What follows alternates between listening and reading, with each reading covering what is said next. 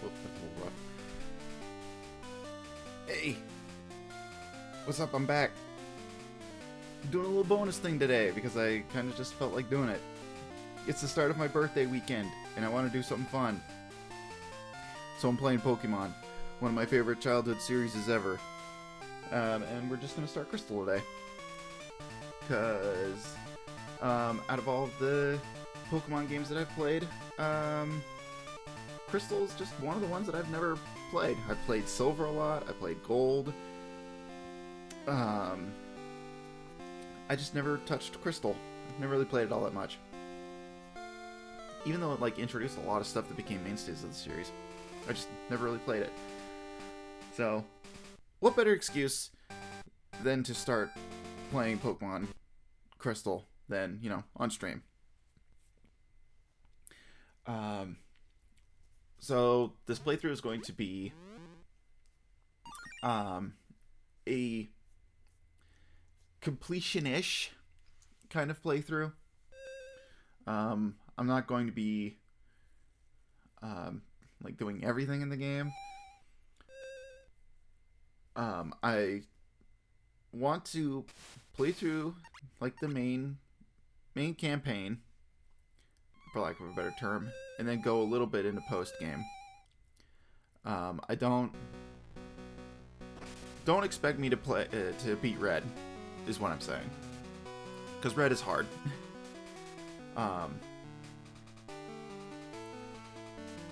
So we'll probably be going, you know, through Johto, then I want to deal with the 8 gyms in Kanto, and then we'll probably call it good. But we'll get to that when we get to that.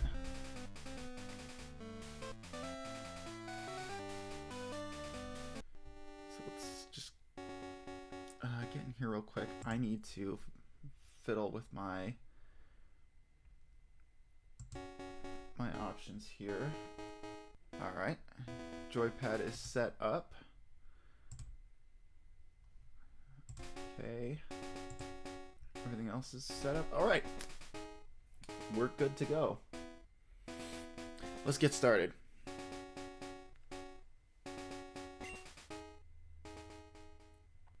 Are you a boy or a girl? Well, I'm more masculine presenting, so we'll be a boy.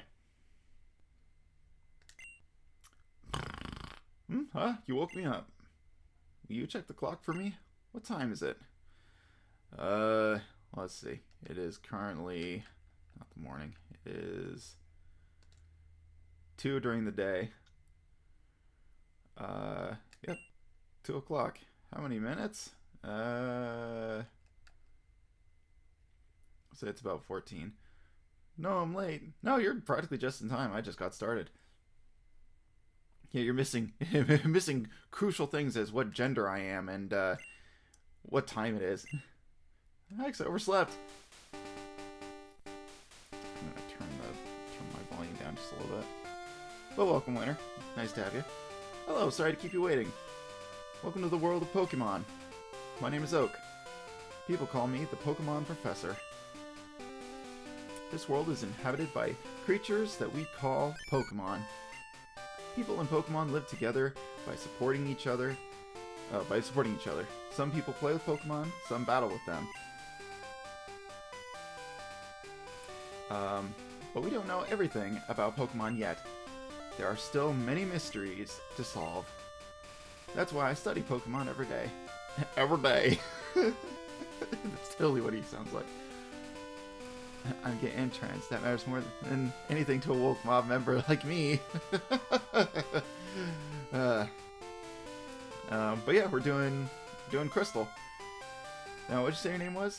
And it was meant to be because, literally, first name on the list. Boom. Are you ready? Your very own Pokemon story is about to unfold. You'll face fun times and tough challenges. A world of dreams and adventures with Pokemon awaits. Let's go! I'll be seeing you later.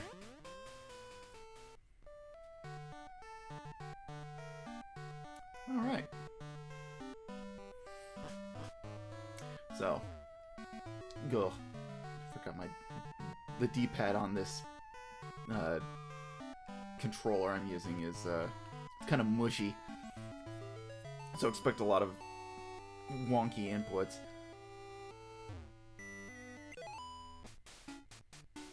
Oh, Chris, our neighbor, Professor Elm, was looking for you. He said he wanted you to do something for him. Oh, I almost forgot. Your Pokemon gear is back from the repair shop. Here you go.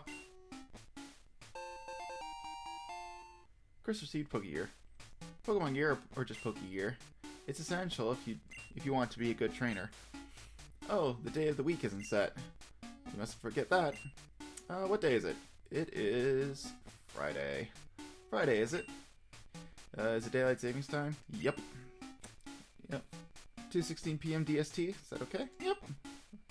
Come home to adjust your clock for daylight saving time. By the way, do you know how to use the phone? Yes, I do. Don't you just turn the Pokemon gear and select the phone icon? You're gonna tell me anyway? Okay. Phone numbers are stored in memory. Just choose a name you want to call. Gee, isn't that convenient? Yeah, thanks, Mom. We're outside. Oops. Like I said, misinputs. I thought your name was The, as in The Universe Traveler. No, The was my father. The gamepad on this super ultra Game Boy is mushy. Yeah, on my totally legitimate Super Game Boy that I'm totally playing this on. So this is the famous Elm Pokemon Lab. What are you staring at? Oh! Rude. Wow, your Pokegear is impressive. Did your mom get it for you? Why, yes she did. Oh, thank you for noticing. Yo, Chris, I hear Professor Elm discovered some new Pokemon. Where were they at? Oh, they were just across a small body of water to the left. You know? It's given to you by Mr. Nintendo himself. Yes, he floated down from on high and gave it to me. Anyways. But, yeah. I haven't played a lot of Pokemon Crystal. I kind of went over this spiel a little bit ago. But, I haven't played this one a whole lot. I played Gold, played Silver, played both of those a lot as a kid. But never really played Crystal all that much. Because if I wanted to get my Gen 2 fix, I had Gold and Silver. But I've been meaning to play a new Pokemon game on stream, and I thought, you know what? I really want to play Gold because it's the one that I know the most, but I haven't played Crystal through to the end, so you know what? Why not? Chris, there you are. I needed to ask you a favor. I'm conducting new Pokemon research right now. I was wondering if you could help me with it. You see, I'm writing a paper that I want to present at a conference. There are some things I don't quite understand yet. So, I'd like you to raise a Pokemon that I recently caught. Yeah, sure. You're a great help. When I announce my findings, I'm sure we'll delve a bit deeper into the many mysteries of Pokemon. You can count on it.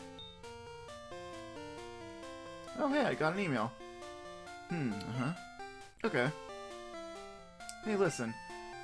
I have an acquaintance called Mr. Pokemon.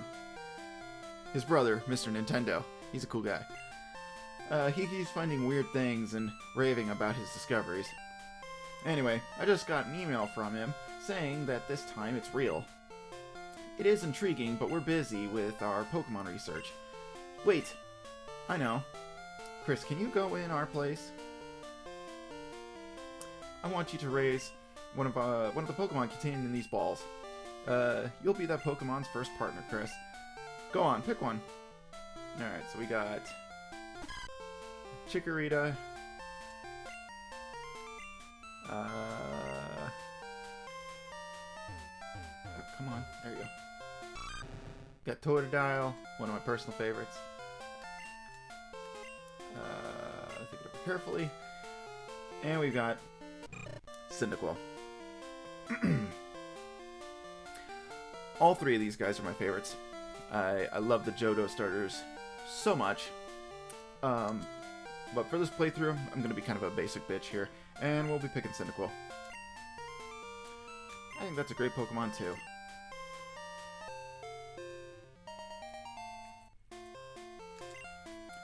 Give a nickname to Cyndaquil you received? Nah. Mr. Pokemon lives a little bit beyond Cherry Grove, the next city over. It's almost a direct route there, so you can't miss it. Imagine being called Mr. Pokemon. It's like being Jesus to Arceus. Yeah. But just in case, here's my phone number. Call me if anything comes up. Chris got Elm's phone number. Well, I mean, it's kind of like being like really into animals and just being called Mr. Animal. It's like, hey, Mr. Animal, how's it going? If your Pokemon is hurt, you should heal it with this machine. Feel free to use it anytime. Chris, I'm counting on you. The window's open.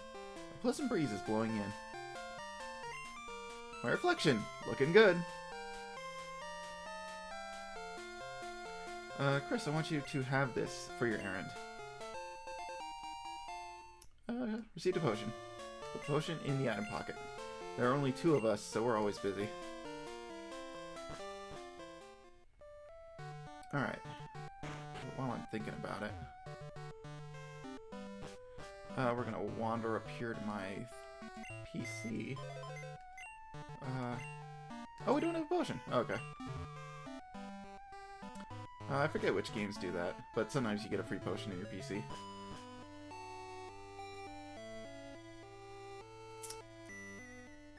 Alright, Route 29.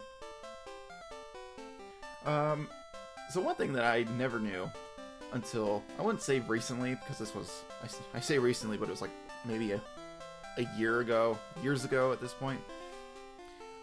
This was the game that started the nameplate transitions. So it's like when you go into a new area, the plate shows up for the area you're entering. I thought that was a thing that was started in Gen 3, but no, it started here. We all know the H in Jesus H. Christ stands for Hanimal.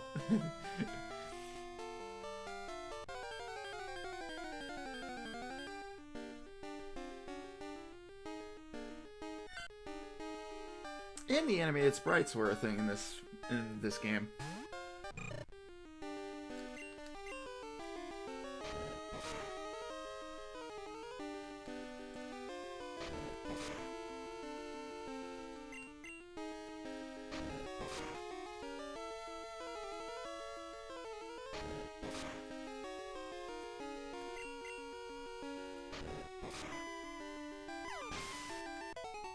We win! Cool. Alright. I'll be doing some battles here and there. I want to get my Cyndaquil up to, like, I don't know, 6 or 7. Yo, how are your Pokemon? If they're weak and not ready for battle, keep out of the grass. Okay, yeah, that's just that's the ledge.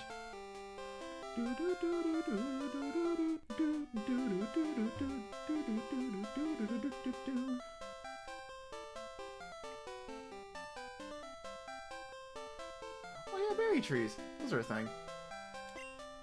It's a fruit-bearing tree. Hey, it's Barry! Hey, Barry! What are you doing here?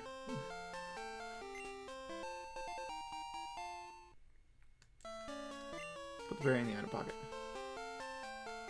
I'm waiting for Pokemon that appear only at night. Yeah, I don't think I'll have to wait for too long. Oh, it's this old guy. Right. You're a rookie trainer, aren't you? I can tell. That's okay. Everyone is a rookie at some point. If you'd like, I can teach you a few things. Yeah, sure. Okay, then follow me. This is a Pokemon Center. They heal your Pokemon in no time at all. You'll be relying on them a lot, so you better learn about them. This is a Pokemon Mart. They sell balls for catching wild Pokemon and other useful items. You know, I'd be excited for a berry too. Yeah, I mean, and it also doesn't help that I have a friend who literally is named Barry. Route 30 is out this way. So it's like, Barry fell out of the tree! What are you doing here? Trainers will be battling their prized Pokemon there. This is the sea, as you can see. Some Pokemon are found only in water.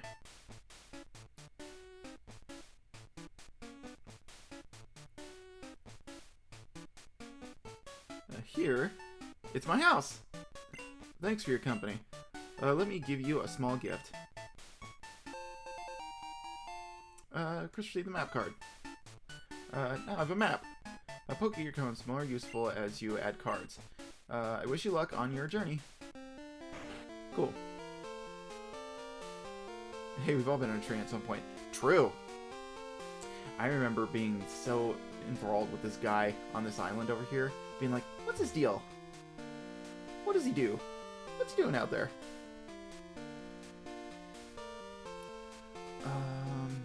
Okay, let's heal.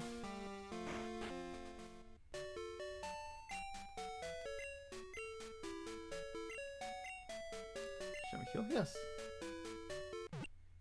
He gives you Mew, my cousin told me. Really?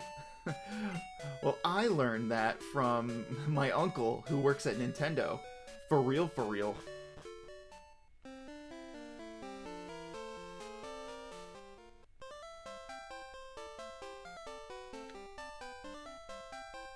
Alright, I'm just gonna wander around in the grass for a little bit.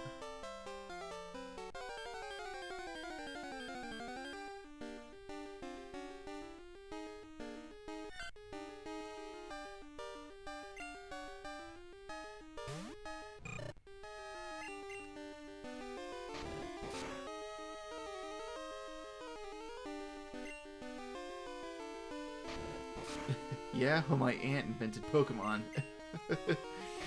Oh, yeah? Well, my great-grandfather, twice removed, he invented Mario. Yeah. It's dumb. Okay. Oh, I found the speed up button. Okay. Cool. Glad I remember where I mapped that. Alright. It's Pidgey!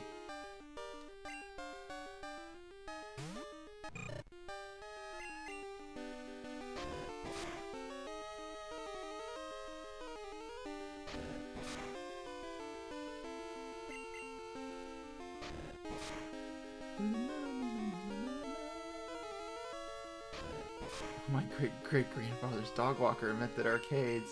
Oh, well, you got me there.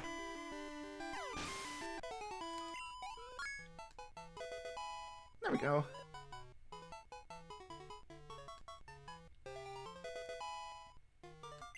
Great, I learned Smokescreen. I can get a lot of use out of that, I'm sure.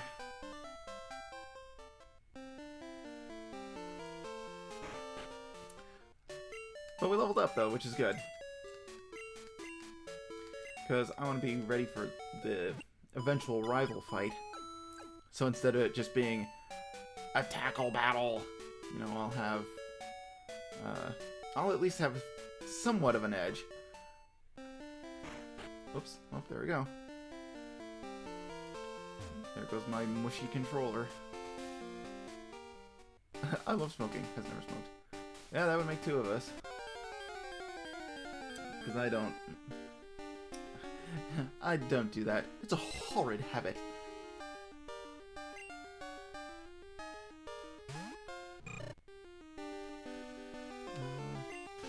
Yeah, we'll just run away.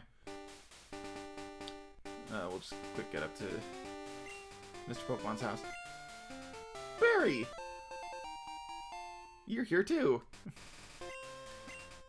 Just making it a habit to go to random trees. You know, Pokemon eat berries. Well, my Pokemon got healthier by eating a berry. Here, I'll share one with you. Cool.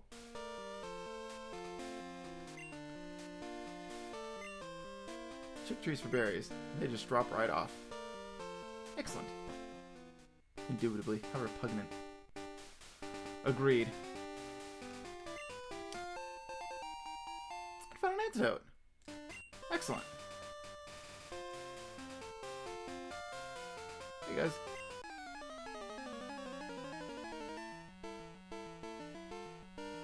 Preview to one of the best theme songs in all of Pokemon.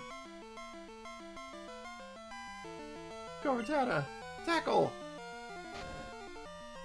What? This is a big battle! Leave me alone!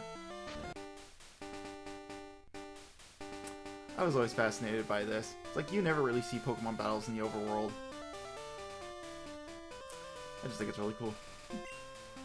Mr. Pokemon's house? It's a bit further ahead.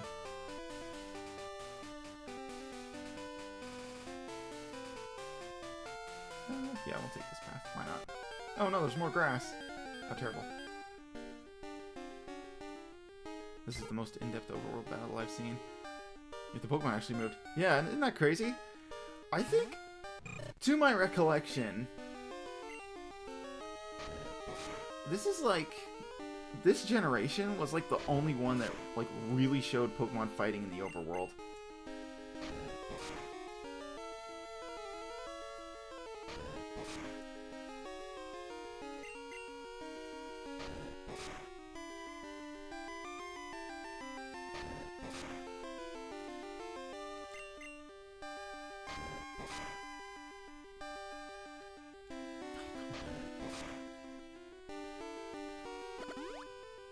No, I burned my berry already.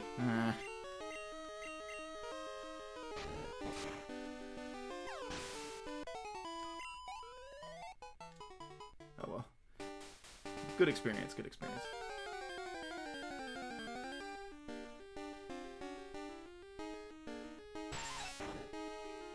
Oh, there's Weedles here.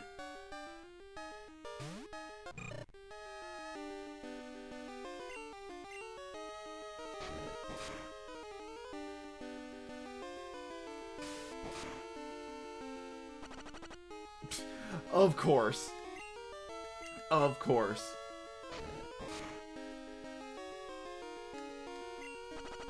Alright, buddy. Just tough it out.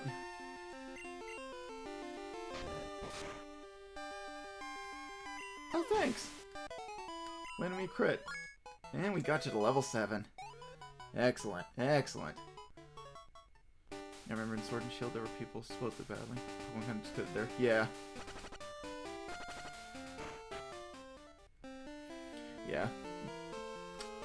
I'm willing to sing the praises of Sword and Shield, but I don't know. It's a Pokemon game through and through, so it's not perfect. Hello, hello. You must be Chris. Yep, 'tis I. Professor Elm said that you would visit. This is what I want Professor Elm to examine. Chris received a mystery egg. Put the mystery egg in the key pocket. No, not there. I put my keys there. I know a couple who run a Pokemon daycare service. They gave me that egg. I was intrigued, so I sent mail to Professor Elm. For Pokemon evolution, Professor Elm is the authority. Even Professor Oak here recognizes that. If my assumption is correct, Professor Elm will know it. And I love this little remix of Oak's theme. It's so nice. Aha! Aha! So you're Chris. I'm Oak, a Pokemon researcher. I was just visiting my old friend, Mr. Pokemon. I heard you were running an errand for Professor Elm, so I waited here. Oh, what's this? A rare Pokemon? Let's see. I see. I understand why Professor Elm gave you a Pokemon for this errand. To researchers like Professor Elm and I, Pokemon are our friends. He saw that you would treat your Pokemon with love and care. Ah, you seem to be dependable. How would you like to help me out? See, this is the latest version of Pokedex. It automatically records data on Pokemon you've seen or caught. It's a high-tech encyclopedia. Go meet many kinds of Pokemon and complete that Pokedex. But I've stayed too long. I have to get to Goldenrod for my usual radio show. Chris, I'm counting on you. Your turn, Professor Elm? Here, your Pokemon should have some rest. I'm depending on you. Perfect. You know, I always wondered what these were supposed to be. Is this supposed to be like a rug or something? Because it looks like a sausage link that you haven't cooked yet. I was always curious what those were.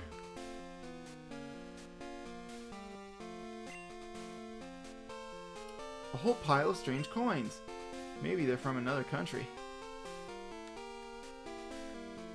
It's a weird place to put your coins on the keyboard. Okay. I love Sword and Shield, but the Pokemon models seem so lifeless to me. Still a very fun game. I agree.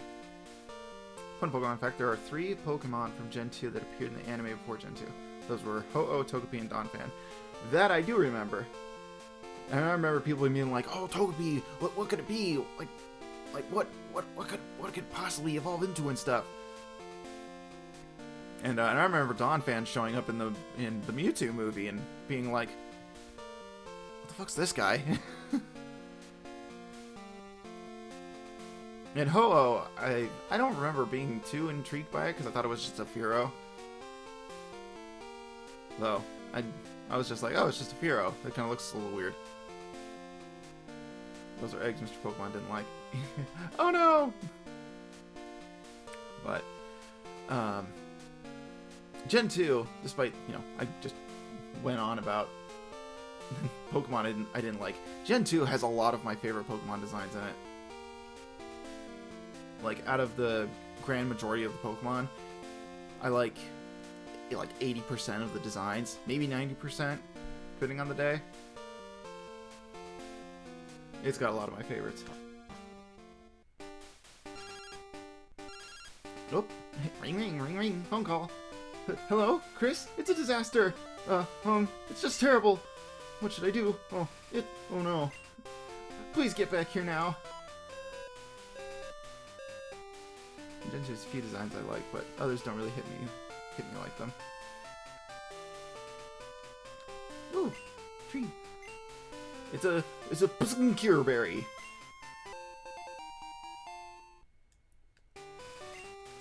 Cool. Yeah, and that's totally fair.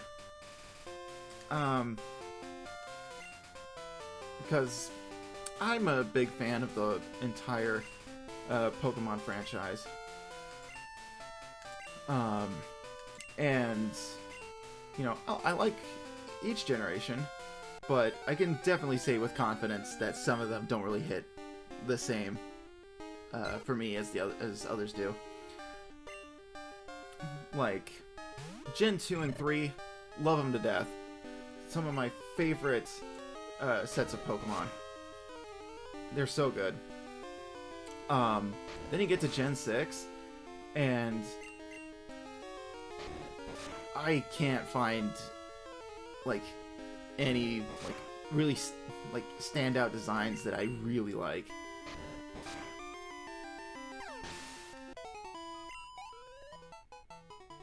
There's a few of them that I kind of like, but, whenever I try to think of any off the top of my head, I can't. My brain just goes, nope.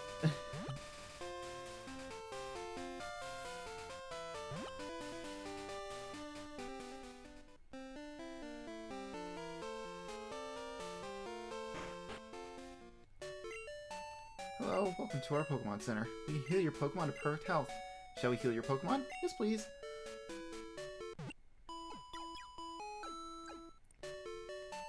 Thank you for waiting.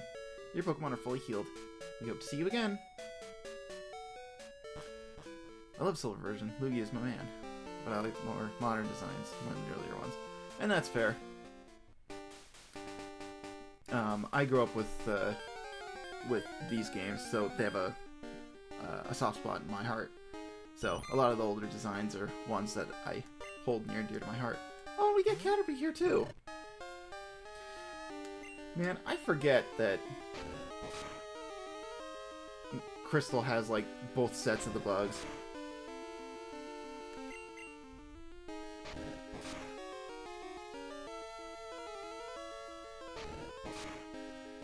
Because I think in Silver, the early bug that you got was... in Silver it was Weedle, and in Gold it was Caterpie. And I liked Gold more because I liked Caterpie more than Weedle. Because I like Butterfree. My opinion is different there for him, right? Sure, Jan. Alright. A couple more battles. Oh, it critted. It crit. Nice. I quitted. Let me just speed through this. Just a little bit.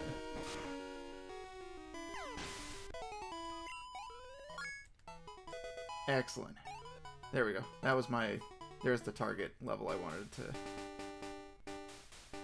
hit. Wanted to at least get to level 8.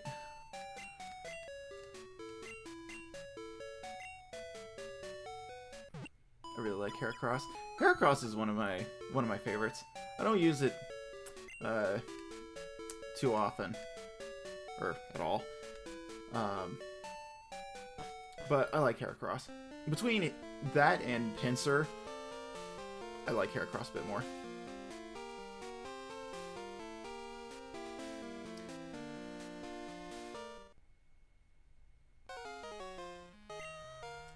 You got a Pokemon at the lab. What a waste, wimp like you. Don't you get what I'm saying? Well, I too have a good Pokemon. I'll show you what I mean.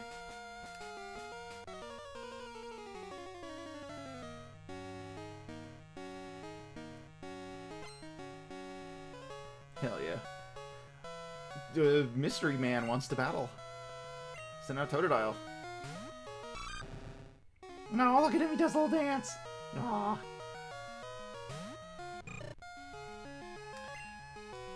Alright. Smokescreen.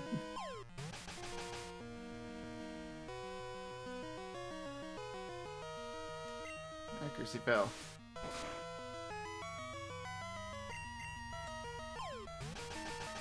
I'm just gonna annoy this guy.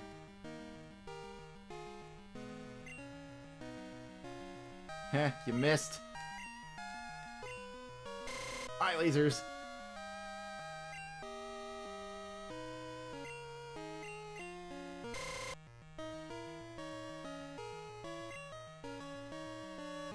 Heh, you missed again. Tackle.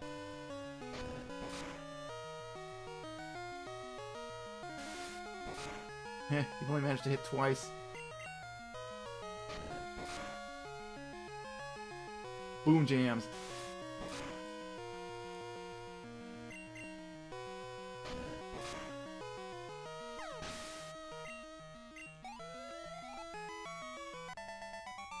Despite how wrong you are on everything, I'm glad we both love Totodile. Hey man, that's not nice. But yeah, Totodile is cute. You happy you won? Oh, immensely. My name's... I'm sorry, what was that? Could you repeat that? I didn't hear you. I'm going to be the world's greatest Pokemon trainer. Ow. Jerk.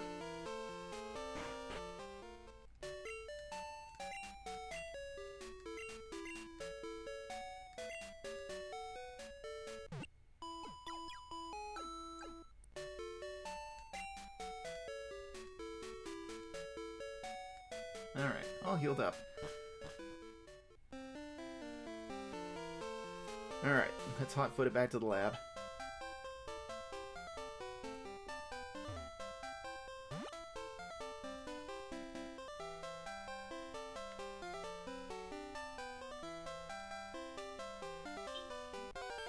Oops.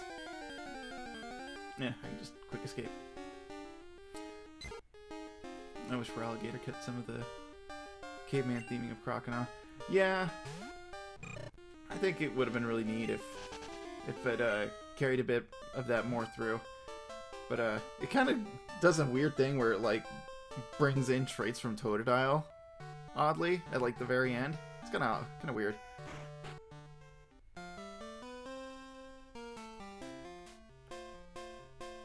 I heard a Pokemon was stolen here. I was just getting some information from Professor Elm. Apparently it was a young male with long red hair. Wasn't me. What, you battled a trainer like that? Did you happen to get his name? Alright. They possibly designed Totodile for Alligator first. Yeah. That is a distinct possibility. And then they like probably threw in Croconaw at the end.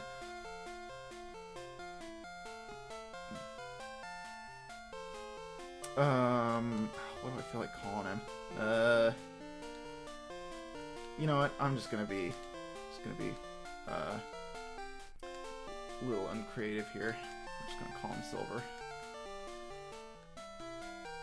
Where's the R? There it is. Winner? Okay.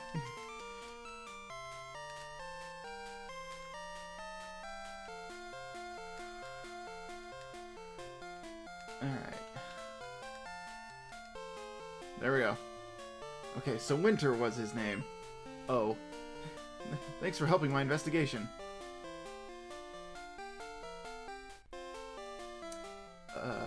Anyways.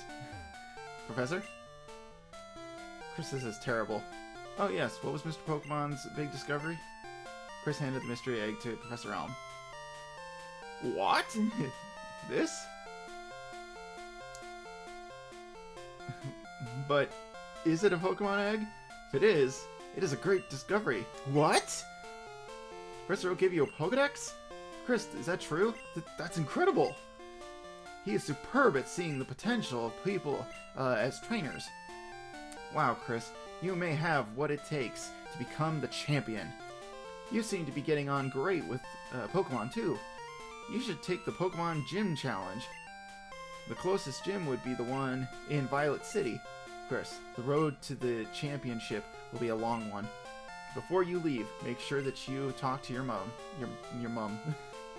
Sorry, I was gonna say mother, but said mom instead. I'm in your game now, Lizard. Yeah, and get ready to get your ass beat by yours truly every time we cross paths. Chris, use these on your Pokedex quest. Chris received Pokeball. To add to your Pokedex, you have to catch Pokemon. Throw Pokeballs at wild Pokemon to get them. Chris put the Pokeball in the ball pocket. And I believe he gives you 5 of them? Yeah, he gave you 5 of them. Okay, potion. Teams and HS. Okay. Alright, let's go talk to Mom.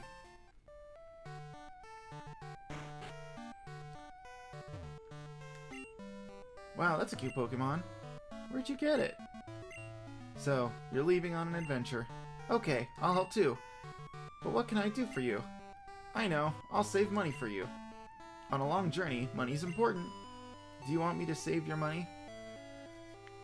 They teased Pokemon Violet all the way back in Gen 2. They made it a whole city. Yeah, I guess so. Took me a minute for the hard drive to spin up, but yeah, I guess so. So I don't know. Does saving money actually help in the long run? Because I know that your mom like buys you stuff, like dolls and items and things like that. Is it really worth doing?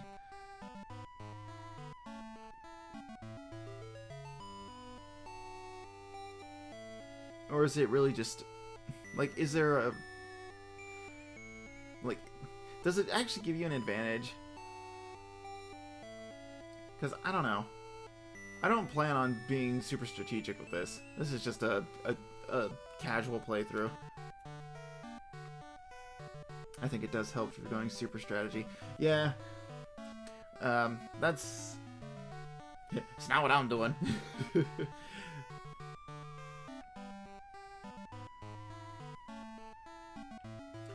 So, we'll say no. Be careful. Pokemon are your friends. You need to work as a team. Now, go on. Perfect. Oops. Sorry, Sorry. Sorry. Sorry. Ugh.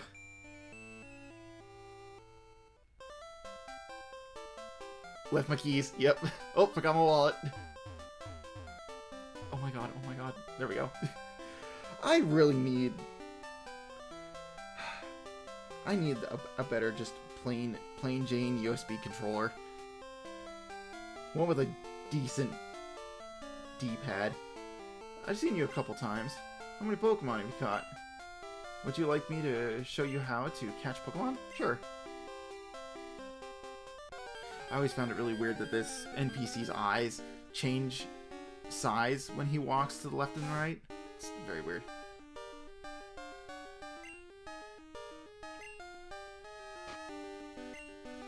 Oh yeah. Dude! You used the Pokeball!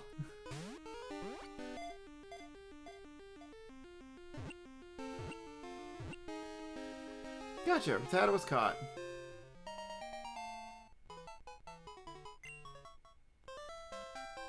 That's how you do it. If you weaken them first, Pokemon are easier to catch. Thanks, buddy. You mean a Super Ultra Game Boy Plus? Right, indeed. That uses a standard Super Nintendo controller.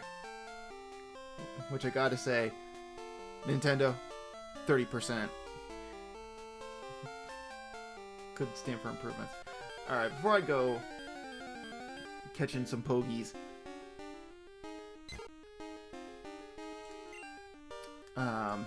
I want to get to Cherry Grove real quick. And I want to I want to buy just a couple more Pokeballs.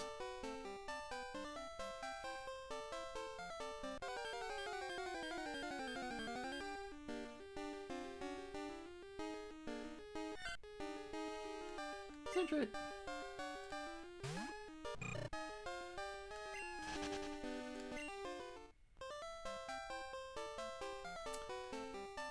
What's your favorite Pokemon type? Ugh. Kinda tricky. I like electric types. Because I'm kind of basic, because I think electric type Pokemon are pretty neat. And I just like electricity as a power.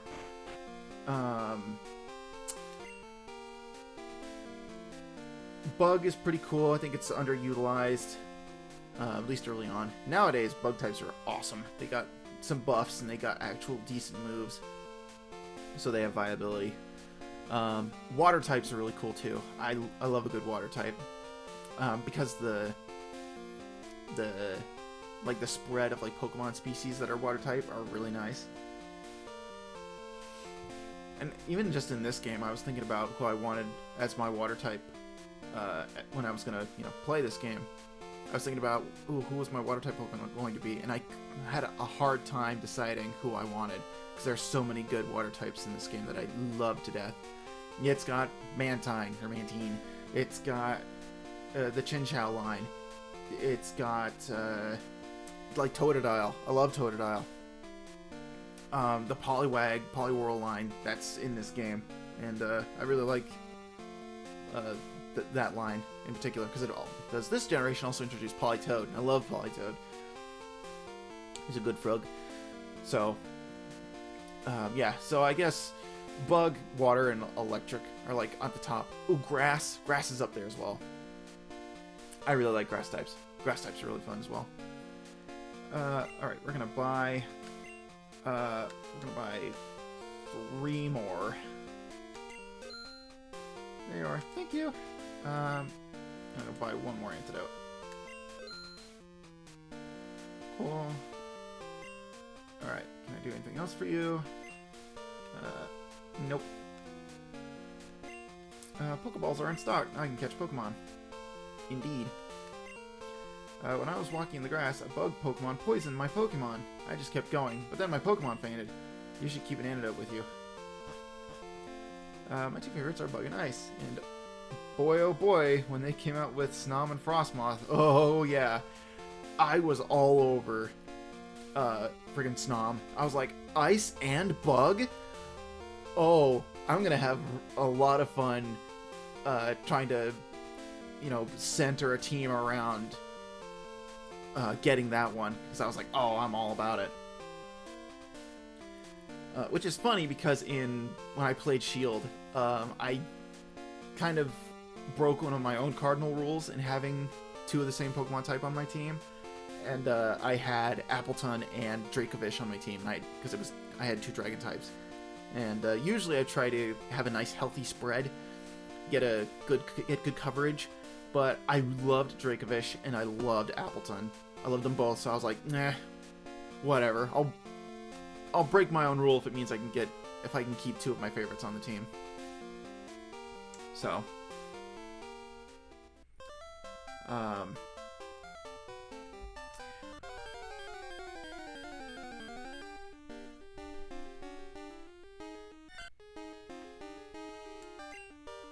centric, whatever. I'm gonna see if I can catch myself a real rare Pokemon. What's this? Wonder what it could be. Wow, a Remoraid? What are the odds? I'm gonna catch this one. I missed.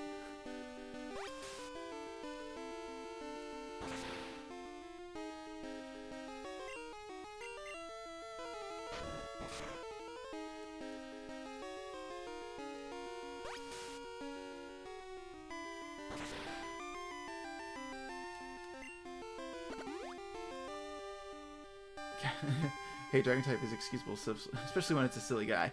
Yeah, I love my little silly guys. Gasp, are you cheating?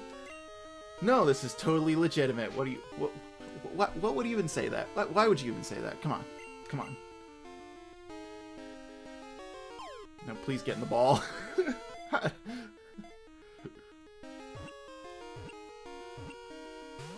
Please get in the ball.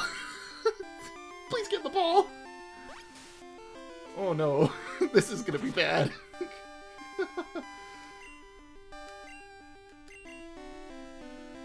What if I hold Bean down?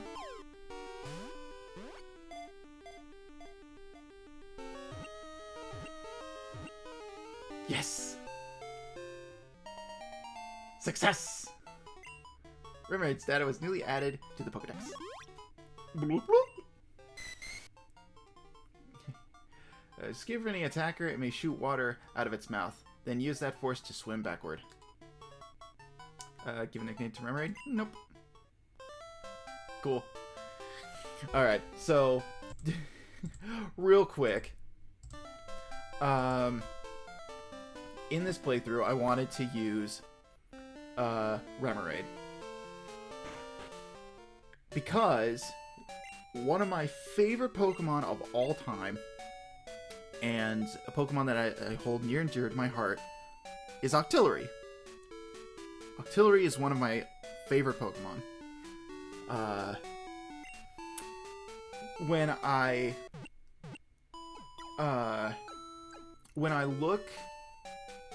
looked at the list of Pokemon that are unobtainable in Crystal, I was like, alright, I want to use Remoraid. Where can you get Remoraid?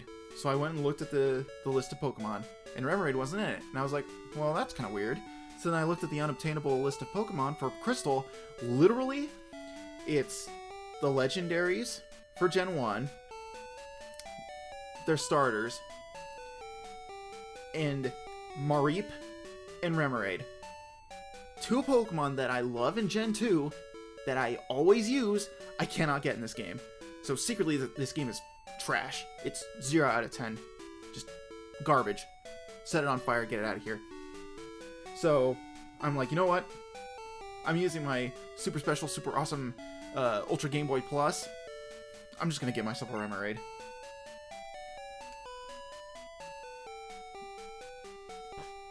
So, yeah. But that, for this though, for this playthrough, this is like the only thing that I will bend the rules for. I do have, like a list of codes for other stuff too, but for this playthrough, this will be like the only Pokemon that I will, that I'll cheat for.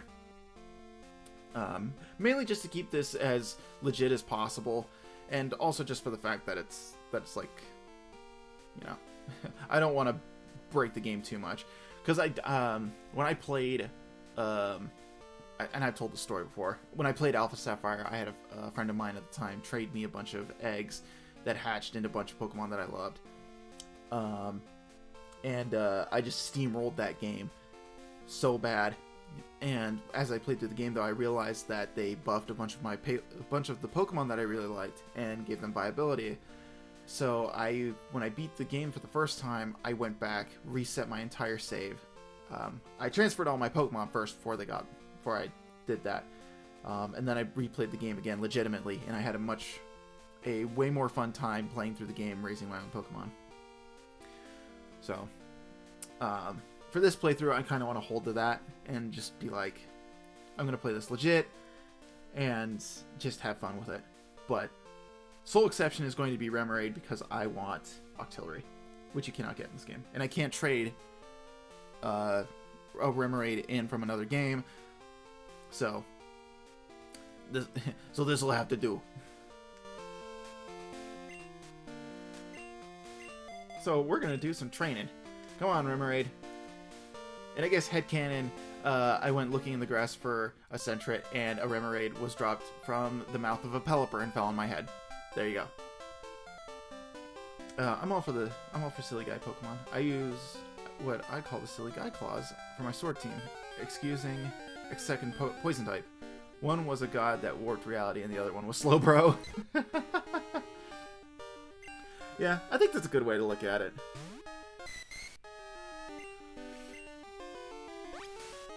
Yeah, because that's something that I kind of wanted to embrace with my later Pokemon runs. Oh! Please don't crit again. Don't do that. Not my little guy.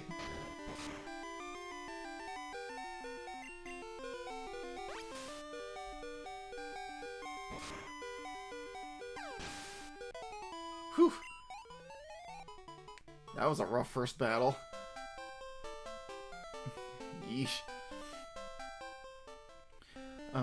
But because I think the thing that also really helped me relax my team and help me rotate Pokemon is the fact that they changed the way the boxes work in more recent games, where it's like you can just access your box anywhere. Putting Pokemon in the box doesn't decay your relationship that much. And, you know, you can be a bit more flexible with it. So your bench can have a bunch of Pokies in it, but they still feel like they're part of the team. And I loved Sword and Shield for that. Because even though I had my party of 6 who were like the heavy hitters who I kept on my team all the time, my bench still had Pokemon that, you know, I would bring in as support and, you know, would help like the heavy hitters out. So they were still part of the team, and it felt like I had a nice group of Pokies, and I liked that. The bird came back to eat the fish. Yeah, he wanted his dinner.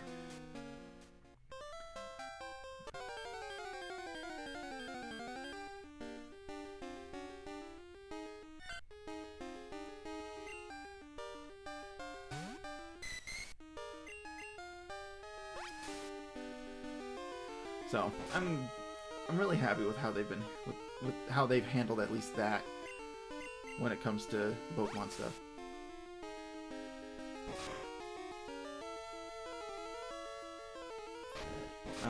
Because as I recall, my team for it wasn't Sword, it was Shield, because I wanted Appleton. Appleton was the whole reason why I bought Shield in the first place. Because I was like, oh man, Appleton's kind of cute. My team was, let's see, it was Appleton, Dracovish, Boltund,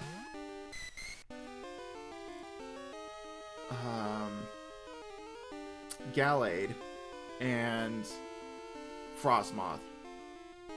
Right? Frostmoth, Appleton, Dracovish.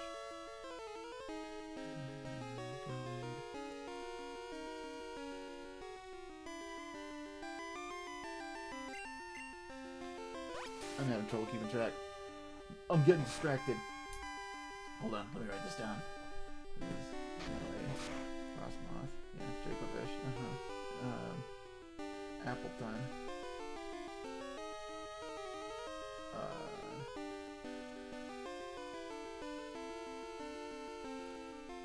Oh yeah, Boltund. There's 5. I had somebody else. Who did I have?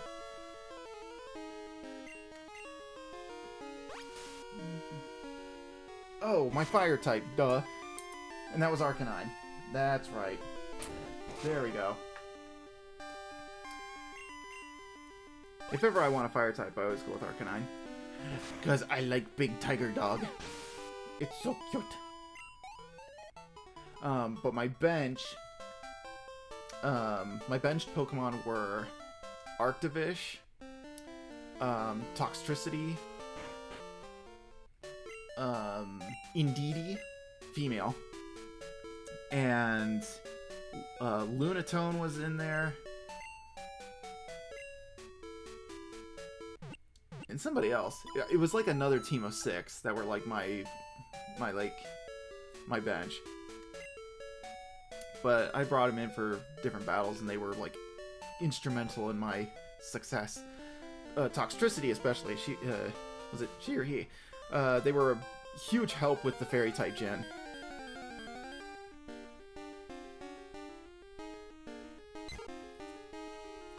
Oh, Barraskewda was one of them.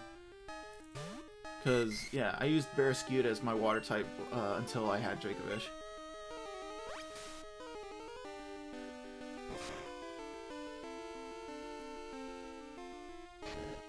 My teams are always very strange in Pokemon games, but usually include a legendary to show my dominance over the peasants of the region. I don't know when it was that I started to leave out legendaries on my team. But there just came a point where I just stopped doing it. Because before, I would always have a legendary on my team. I think it was like Gen 4 was when I stopped. Oh, a sticky notepad just fell off my desk. And I think it might have been because I didn't like the designs of the legendaries going forward that I just stopped including them.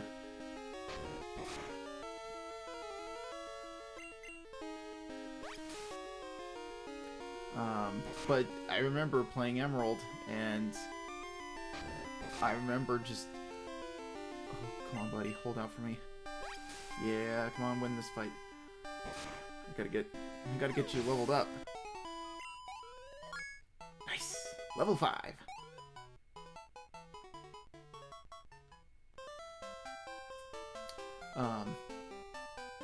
But yeah, I played Emerald, and I had... all 3 of them on my team, and I went out of my way to go and get them. I think it was also just because of the fact that it's a bugger and a half to get the legendaries nowadays. Because I remember spending a lot of time trying to get the legendaries in Gen 3. It was just insanely difficult, because they were really high leveled in, at least not in Ruby and Sapphire. In Emerald, though, they were really high leveled, and they had, like, the OKO moves that are just terrible. Definitely really cool to have. I loved having them on my team. And they would help me sweep the league whenever I wanted to just go back through and beat the league again. My sword team had 3 legendaries. Zacian, Eternatus, and Urshifu. Yeah. And those are like the ones that you could get.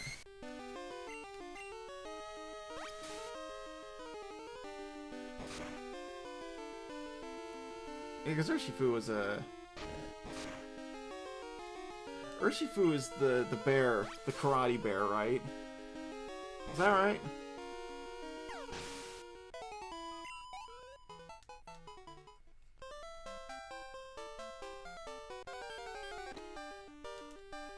Urshifu is the bear, yes. Okay.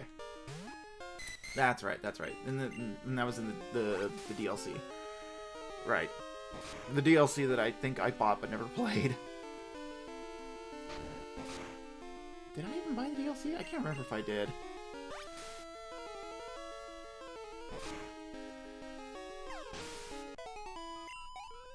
Was that paid DLC? Whoops. Come on.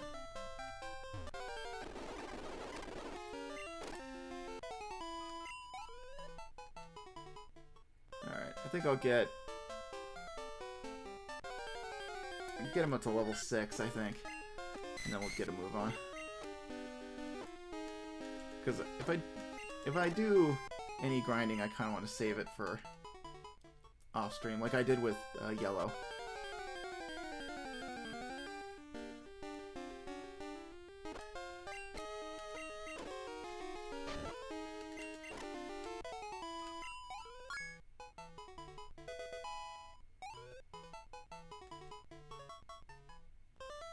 Perfect. Alright. Okay, Remoraid.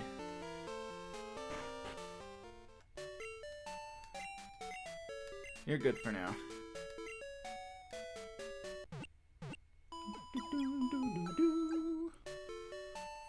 Thank you for waiting. Pokemon are fully healed. Hope to see you again. You mean you wanna see my Pokemon all beat up?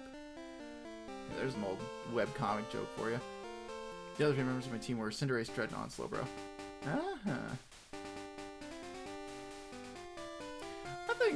I remember seeing Dreadnought and thinking Dreadnought was pretty cool. Never really used one because I had other coverage for that. And I also remember looking at Choodle and going, man, what a little nerd. A little dingus. But Dreadnought's pretty neat. And as soon as I got Appleton, my starter was just gone. I was like, get out of here. Do I look like I need you? Beat it. I did fully evolve him though, so I could get the Rillaboom Pokedex data, and then was like, okay, out of here. And the game was like, your first partner was Grookey, and I was like, yeah, long time ago, maybe. Anyways, who do I want to send Remoraid into this fight? I kind of want to.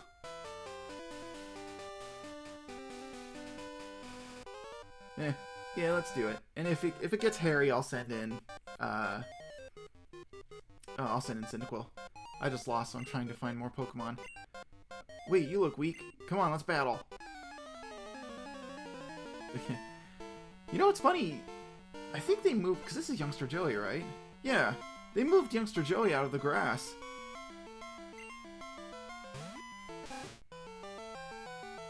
That's interesting. Rillaboom is probably my least favorite of the Galar starters.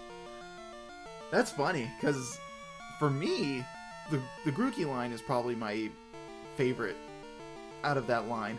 But I say favorite kind of loosely because it's not which one I like the most, it's the one that I disliked the least.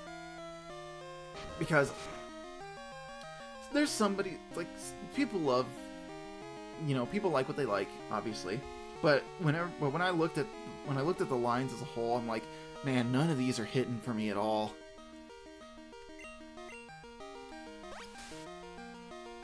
Like, for me... Ooh, nice. Way to go, buddy.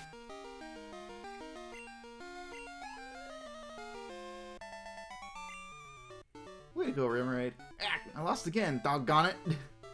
I went southern there for a second. Do I have to have more Pokemon in order to battle better? No, I'm sticking with this one no matter what. Listen, can I get your phone number? I'll ring for you some battles. I'm a rookie too, so I think it'd be a good motivator. As is tradition. Yes. We registered Joy's number. I'll ring you whenever I get the urge to battle. Oh, that's right. And this little nerd up here.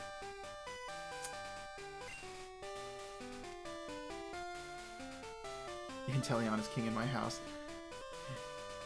You wanna know what's funny? Inteleon's like my least favorite of the Galar starters. For me, it's Grookey line, Cinderace line, or Scorbunny line. Those two are equal, and then like Inteleon's like underneath that. I hate you. Ouch. Oh no, no. Oh no, I pissed him off. Sorry, that is just how I feel. I'm sorry. And it's not like I hate it either. It's just I'm just completely indifferent to him. Just meh. I think this kid just flirted with us, Frisk Undertale style.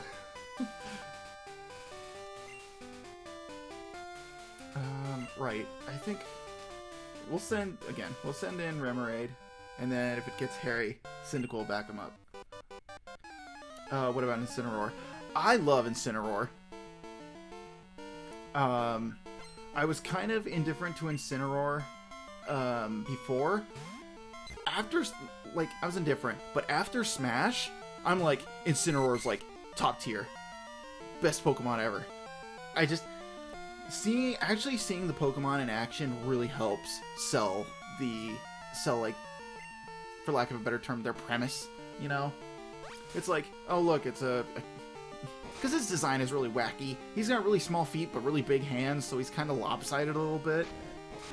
But seeing him do like professional wrestler moves and like, you know, and being kind of goofy, and you know, him just sounding like, be like, it's like, oh, okay, you're kind of endearing. I like you. Thank God you can be saved. Yeah, there's hope for me yet. But yeah, I like Incineroar.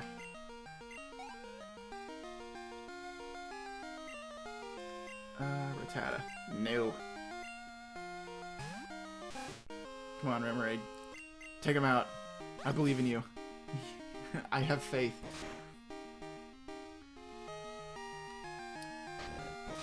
It's funny, because now you mentioned Incineroar, and then I'm thinking of the Gen 7 starters. When Gen 7 was being teased, I tunnel visioned super hard on the starters for that generation, and I was all about Popplio. I was like, oh, look at this little sea lion, he's so cute, and he like bounces on his tail, and then he evolves into like a siren mermaid seal, and oh, that's so cute, because I'm all about like sirens and mermaids and stuff. One of my favorite like mythological creatures. Is it fair to call them creatures, or are they like demi-humans? Yeah, either way, I'm getting lost in the weeds here. But that was one of my favorites, and Rowlet was really good too. But like I clearly had a favorite. When Gen 9 came out and people were talking about Sprigatito, and I was like, oh, look at Sprigatito, it's a little kitty cat, and he's so cute. I went back and looked at the Gen 7 starters, and I saw Litten there, and I was like, wow, I really slept on Litten, didn't I? Because Litten is just a little cat, too. And I'm like, damn. I just completely ignored Litten. I'm sorry.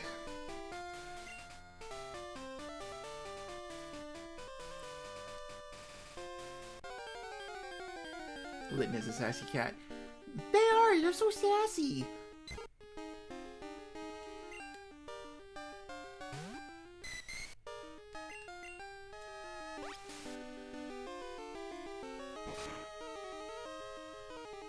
Ooh, wow.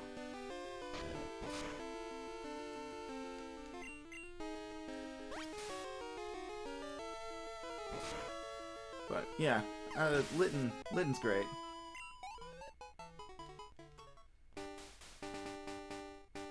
And Rowlet too. I like Rowlet. I'm not a trainer, but if you look one in the eyes, prepare to battle. Okay. I'm going to switch Remoraid out.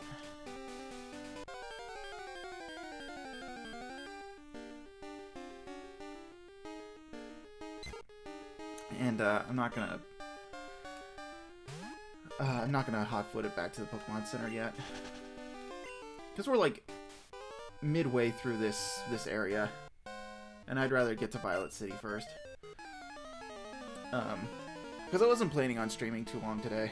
I just wanted to do this real quick, just as a, because I just had the urge to, and I was like, yeah, you know, I'll get it started. Because on Saturday, I was going to be doing other stream stuff too.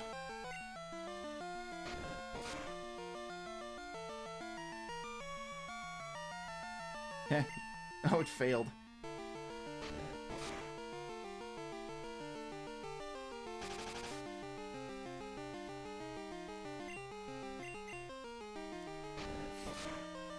Yeah, let's get this taken care of. There we go. Awesome! Way to go, buddy! At a level 9! You know what?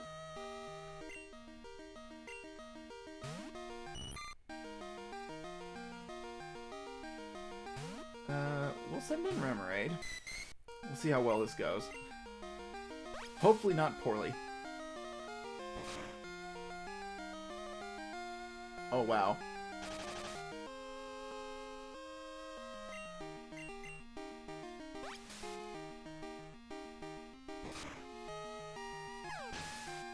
Dang.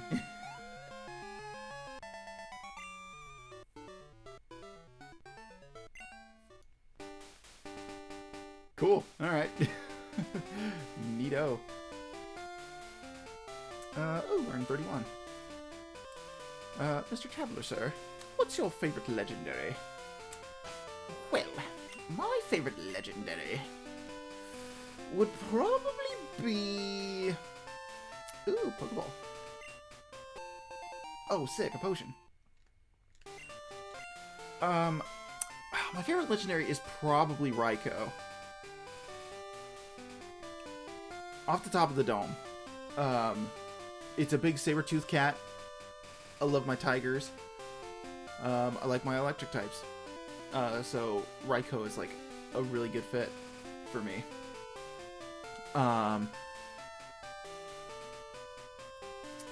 Any others? I like Ho-Oh and I like Lugia. I like them both. I like Raikou. From Gen 1, probably Zapdos. I like Zapdos. Electric Bird. Can't go wrong with that. Gen 3, Kyogre and Rayquaza. Or Rayquaza. Top tier. I really like Deoxys as well. But I think Kyogre kind of tops the chart there because I like whales. Whales are cool. And it's just a giant killer whale that can like drown the world and stuff. I think that's pretty neat. And then, you know, after Gen 3, it drops off a little bit for me after that. Because like Dialga and Palkia are kind of cool. Giratina's pretty neat. Oh, and I'm forgetting about the Reggies. Those are kind of neat. I remember it being just a real pain in the ass to catch them. They're kind of neat. They get bonus points though for having really funny anime cries though. The special place in my heart just for that.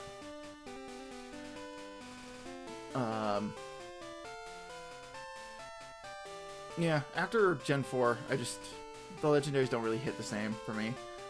The only one that really comes to the top of that like really pops into my head when I think about it is, and I can't even remember its name. It's just the design is so striking. It's that lightning cat from is it 7 or 8?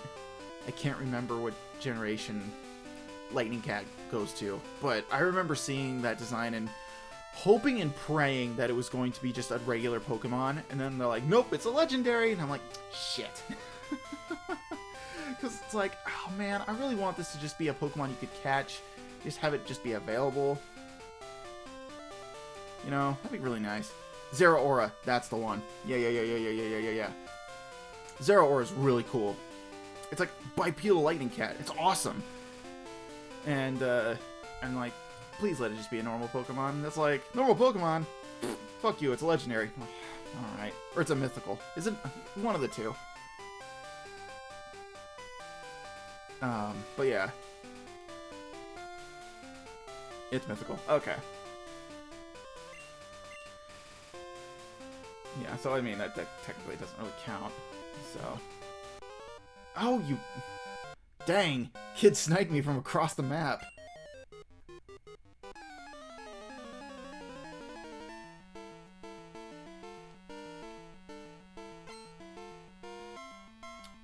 Bugcatcher Wade.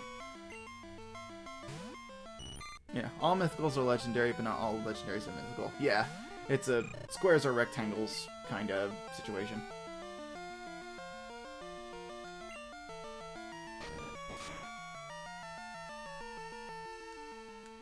This kid's not gonna stand a chance. But yeah, Zeraora is probably one of the modern legendaries that I really like. After that, though, I'm very indifferent to some of the legendaries after that.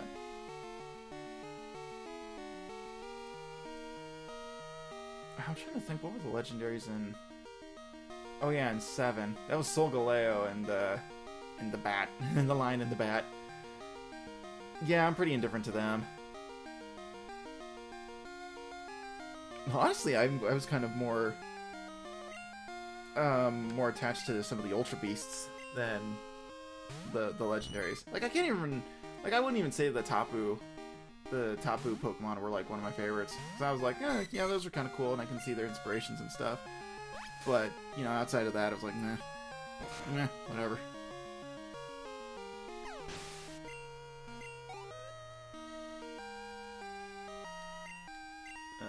Weedle, no. Alright, let's see what happens. Is he level 2? Oh no, it's level 3. Oh, watch out, we got a badass over here.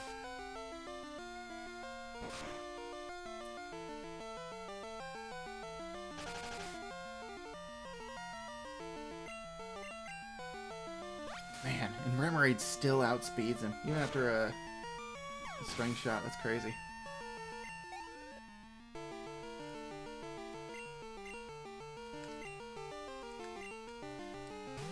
I really like the Tapus. I especially love their battle theme. And man, I haven't even heard their battle theme because I never bothered to go after them.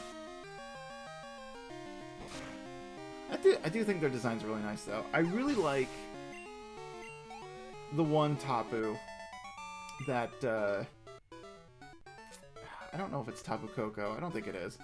The pink one that's got like the cone shell on top of its head. That one's really cute. And the other ones are kind of neat too, but the pink one's my favorite. Yo, Chris, how's it going? This is Joey. Got a minute? Let's get together and battle. I promise things will be different. Route 30's where I'll be. Give me a shout when you come. Alright, later. Wow, that fast? Got a Pokeball. Alright, we can do that. Oh, that's annoying. Oh, it's a Bellsprout.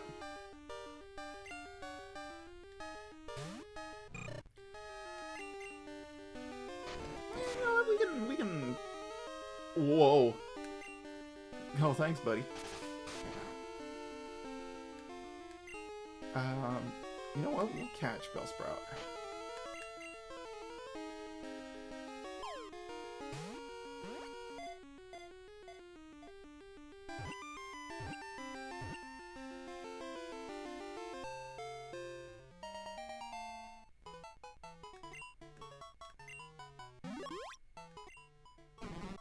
Bellsprout. Flower. If it notices anything that moves, it immediately flings its vine at the object. Give a nickname to Bellsprout? Nah.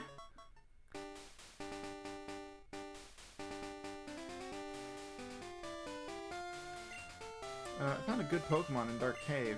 I'm going to raise it to take on Falkner. He's the leader of Violet City's gym.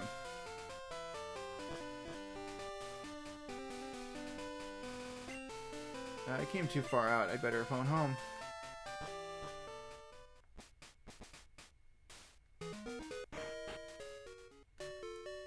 I wish Bellsprout stayed silly. I don't know. Weepinbell. Yeah, Weepinbell? Yeah, Weepinbell's kind of silly. Although I guess Victory Bell is where it gets kind of scary. I don't know, I still think Weepinbell's kind of silly.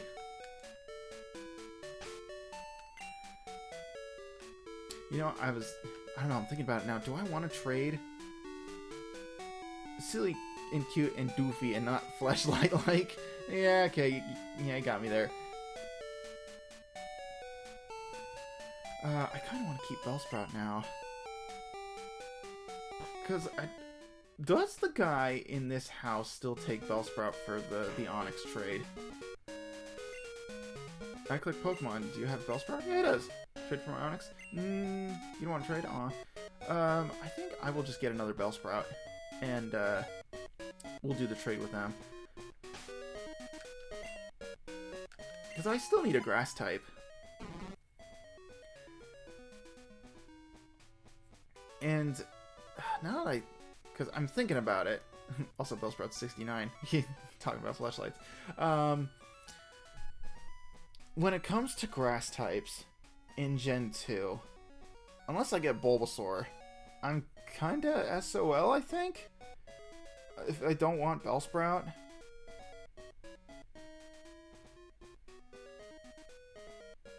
Man, you only get Vine Whip to start. Ugh.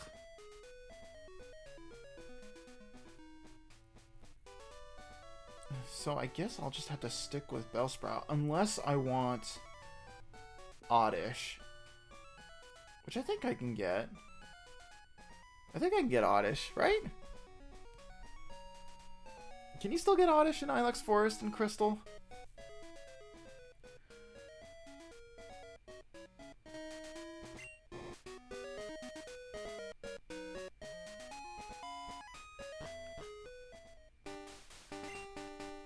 Hi there, did you visit Sprout Tower? Not yet. I've gotta go... gotta go fight a guy. Hold on.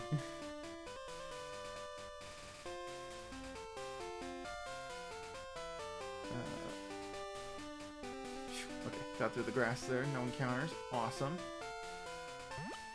Cool with that. Alright. Alright, Joey. I caught a Bellsprout. No waiting, let's battle now. Alright. Let's start battling again. He's like level 20, he's got Eradicate. I'm doomed.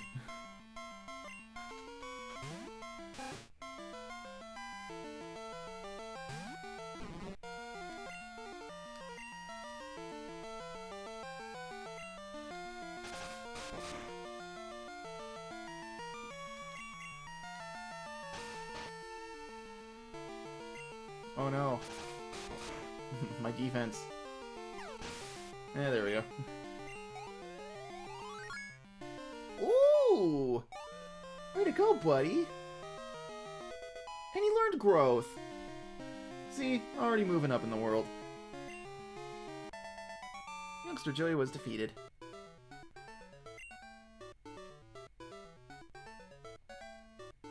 Lost again. No, I just wish Bellsprout learned other moves besides Vine Whip. Everyone's having fun battling. You should too. Yeah, it's a good time.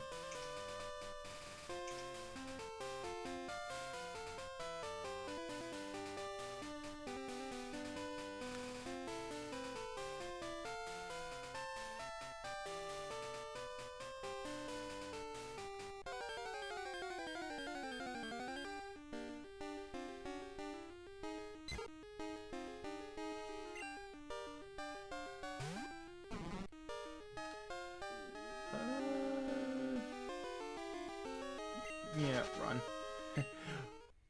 Run. Dur, dur, dur, dur, dur, dur, dur, dur, dur, dur, dur, dur.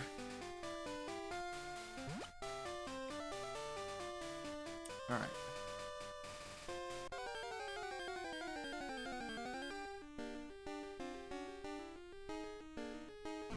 Oh look! Another Bellsprout.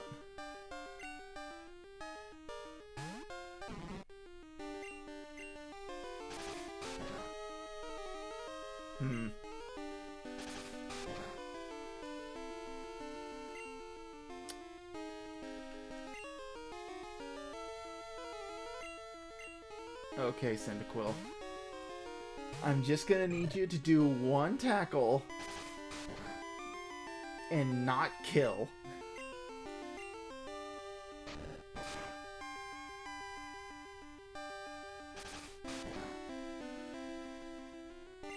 Oh, do I tempt it?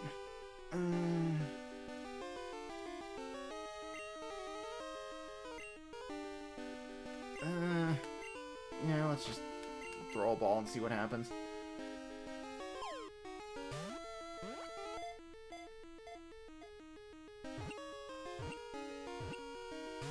Nah. That was really close, though.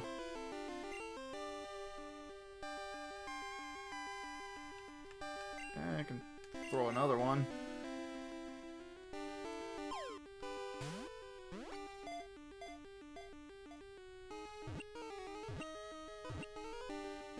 Oh, well, there you go. Oh, that was a... Oh, well, we'll call you... We'll call you Lily. Don't name it, because once you name it, you start getting attached to it. Now put the thing back where it came from, or so help me!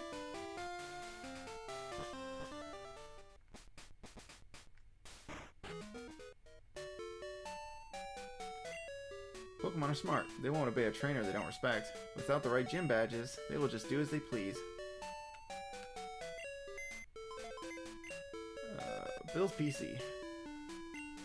We are going to deposit my Bellsprout, because I don't want anything to happen to my Bellsprout that I want to keep.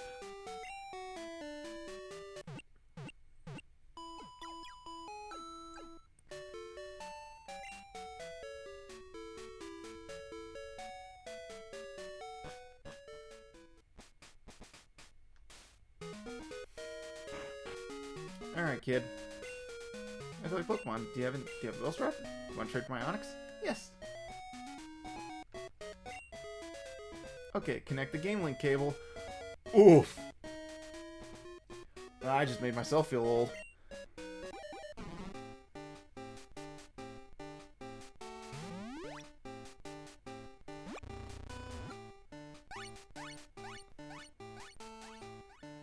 Wait, that... Was that...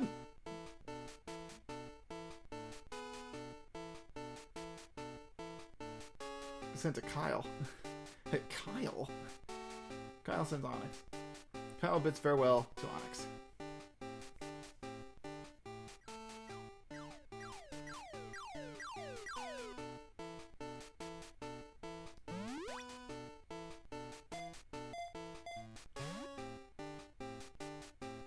Oh, okay. So the symbol there is for the gender of the trainer, not the gender of the Pokemon. Okay. Chris traded Bellsprout for Onix. Yay! I got myself Bellsprout. Thanks. Rocky! Is this the Gen Onix evolves? It should be! Ooh, a Bitterberry. Wow, 21 defense. Crazy. I'm gonna take that. Gimme. Gimme that. Yes, this is the generation that, gave us Steelix. Because this is also the generation that gave us, Scizor as well.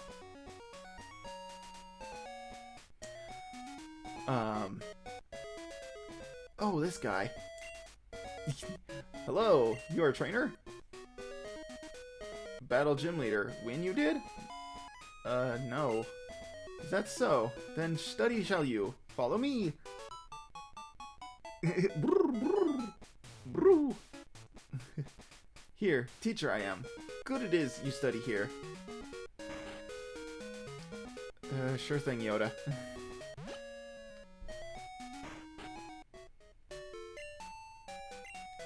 The problem is, though, is I can't evolve this, this Onix. Because I can't trade with anybody.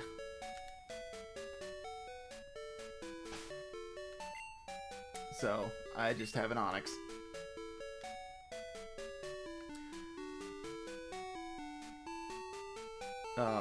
But that's the reason why I caught a second Bellsprout in order to get this Onix, was so that way I could,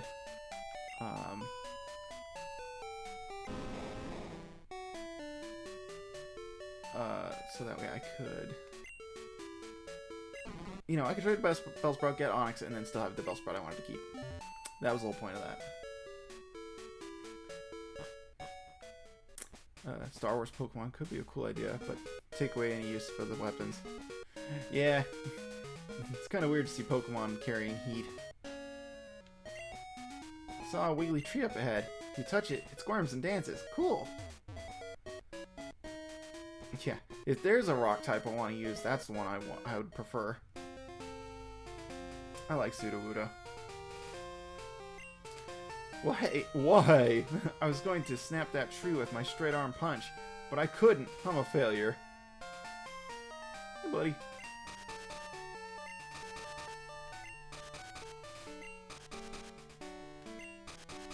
I like Sudowoodo. That's the Ruins of Alph. And not gonna bother with that quite yet.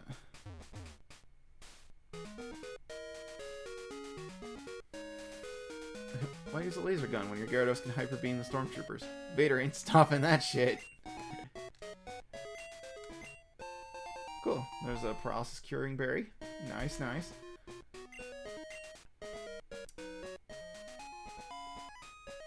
Oh, you know, that is true that he managed to stop a blaster shot with his fist.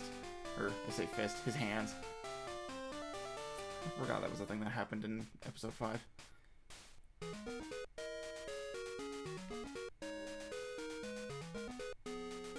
Yeah, now I'm just thinking about Gyarados using Hyper Beam on like a Star Destroyer and recreating the ending of Sonic Adventure 1 when Chaos just laser beams the egg carrier. That'd be so funny. Okay. Man, I really want to... I'd like to do the Sprout Tower, but I kind of want to... I want to wait. Because I want to do it at night. No, we'll do the tower now. But the thing I want to do at night is... I want to wait till Ghastlies start appearing. So I can get myself a Ghastly. Because I think... Yeah. However hard we battle, the tower will stand strong. What is Palpatine gonna do when Luke pulls out with Teeny? Yeah. Sage Nico wants to battle. Sage Nico sent out Bellsprout. Who's in lead? Uh-oh. Oh, buddy, this isn't good for you. Quick, get back, get back, get back, get back! Yeah, Palpatine's freaking toast.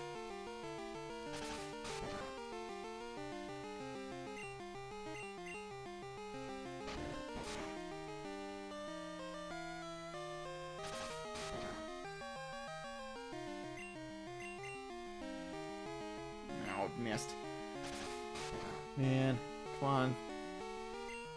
Can't wait for Cyndaquil to get Amber. And then it's pretty much over for everybody. Remoraid grew a little late! Nice!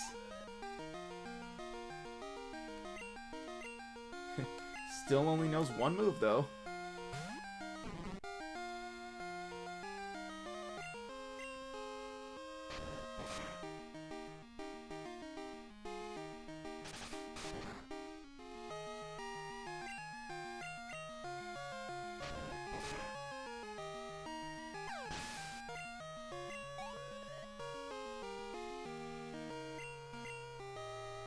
Nope. Cyndaquil's gonna body all these guys. He's got this. He's got this.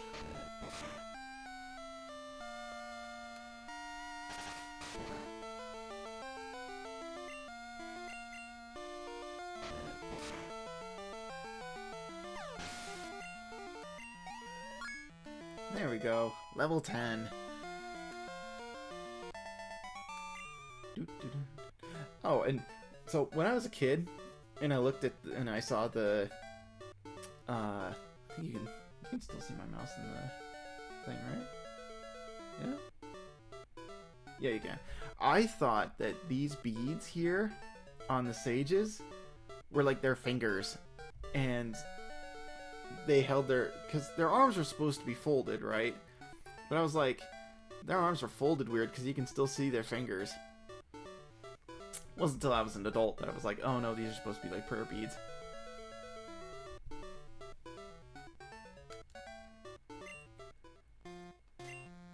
The flexible pillar protects the tower, even from earthquakes.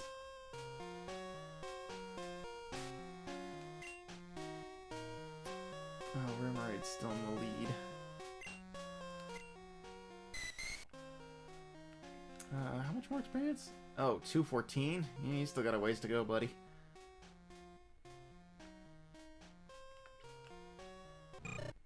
And Cyndaquil has... It's 164. And Bellsprout's 53. Their mysterious floating fingers. Indeed. But, you know, that's just my kid brain at work.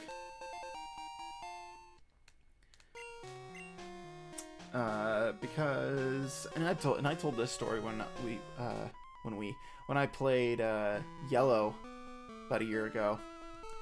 The hikers have lines on their arms to represent arm hair. When I was a kid, I always thought they were just really big, wide, fat hands.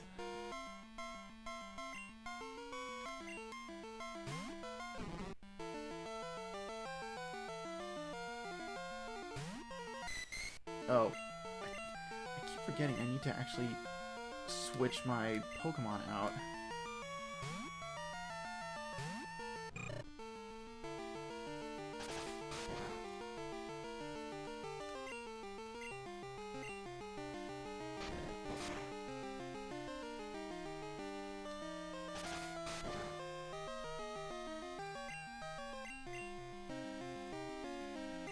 Oh, tackle missed.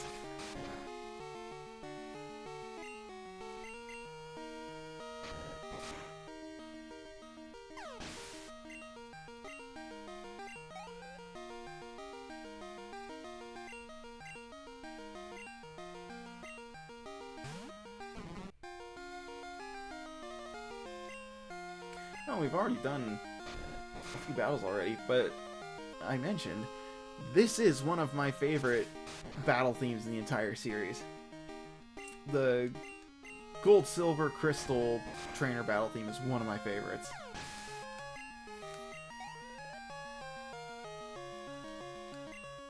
Let's send in Bellsprout.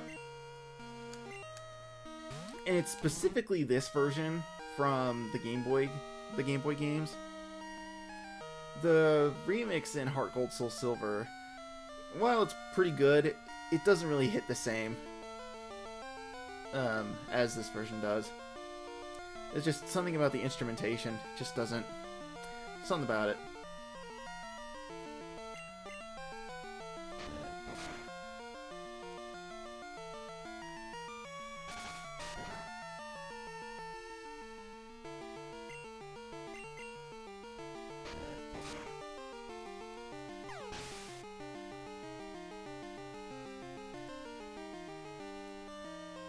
If we can get... I want to see if we can get to my favorite part here. Let's see. Is it coming? This part. Yeah, that... That part is just... Ugh. It's so good. I love that part. Yeah, and then this, it's like da na na na na na na na na na na na na na na na na na dun dun dun dun dun dun. Ah, gets me pumped up. I can agree on that. Yeah.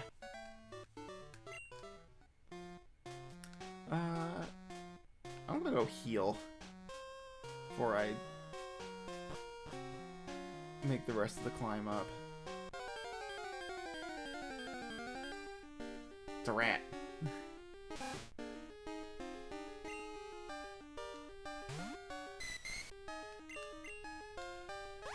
We'll battle the rat.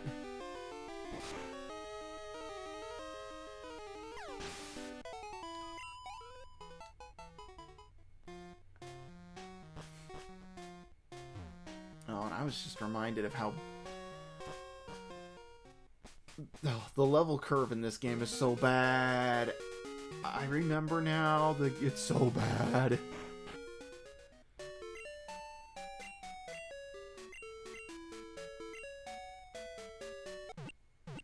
I really liked how they gave my Dearest Lugia theme in the remakes, though. Yeah, I think... Yeah, because it's funny. This was the generation... Oh my god. Sorry, I just want to say thanks. This was the generation where they actually gave trainers and, like, specific trainers their own themes. Because in Gen 1, it was just the same theme for every trainer battle until... No, it was... You had the trainer battles, you had the gym leaders, and then it was the champion. Those were the only... Those were like the... No. There were 3. There were 4. Because it was wild Pokemon, trainer battles, gym leaders, and the champion. There were only 4 battle themes in... the original Pokemon.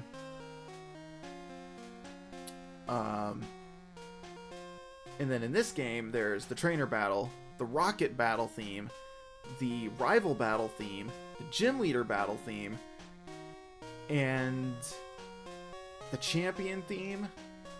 And I think the Elite Four had their own theme. I can't remember if the Elite Four had their own theme in this generation, but they added a few more tracks to the battle theme selection, which is pretty nice, and they're really good compositions. I really like them.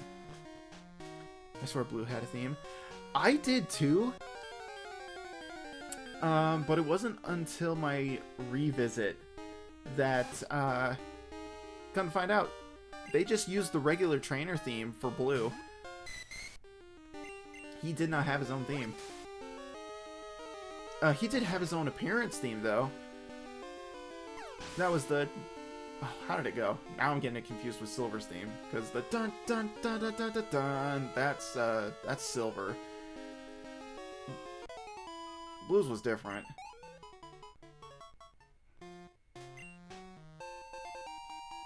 How did it go? It was like dun dun dun dun dun dun dun dun dun. There it goes. Yeah, it was that one. But yeah, he just used the regular trainer battle theme. Did not have his own battle theme. Okay, we're coming up on a guy. Because I remember there's... You come down here and then, yeah, you immediately get suckered by a sage. Like, just shows up. Sage Edmund.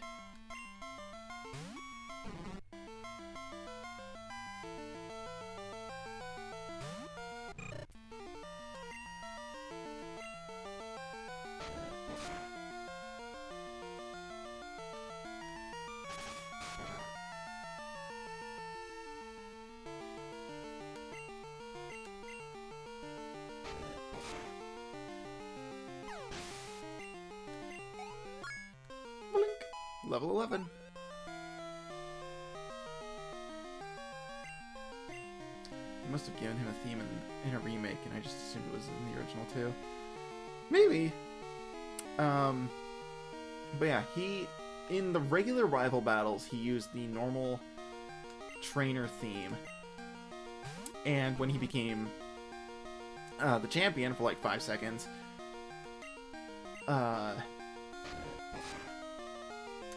That was when he got his own theme, was for the champion fight.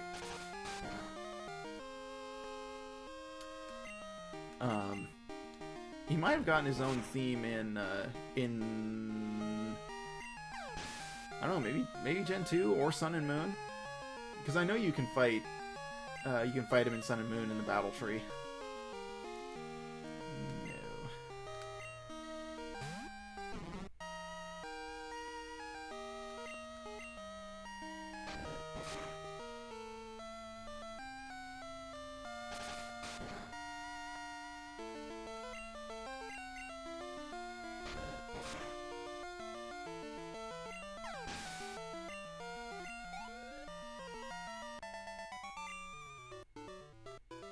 Oh, I'm weak.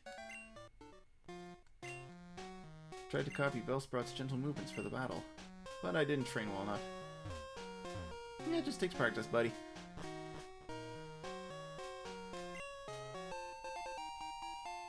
Chris found a potion. Yeah, I think I'm still cool with Cyndaquil being in the lead. I was thinking more Fire Red and Leaf Green. I think he shared a theme with Red in the battle tree. I think at least. Okay. That could be true as well. I trained to find enlightenment in Pokemon.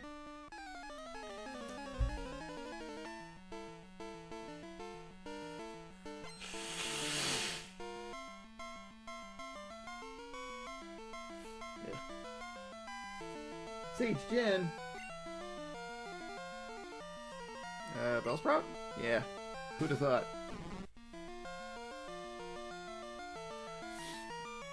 I know one of these guys has a Hoot somewhere lurking around there.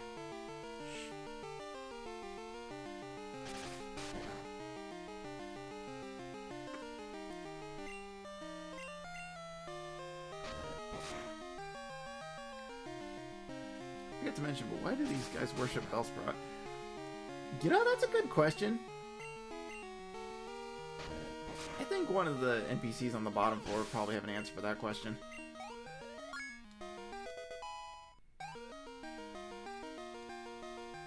Ah, finally.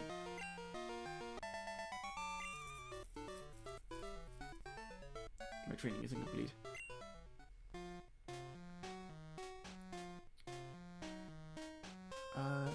Yeah. Yeah, let's just keep going. The Elder's HM lights even pitch black darkness.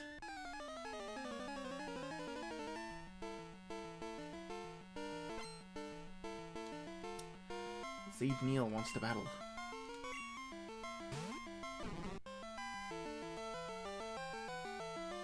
I guess, if I were to guess though... Oops. Yeah, I was clicking buttons too fast. Whoa! I think that, love the sound effect for Ember in this game. It's so crunchy.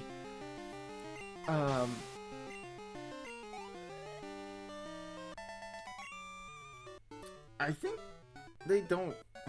I don't think it was because they worship Bellsprout specifically, but they use Bellsprout as like a symbol for it.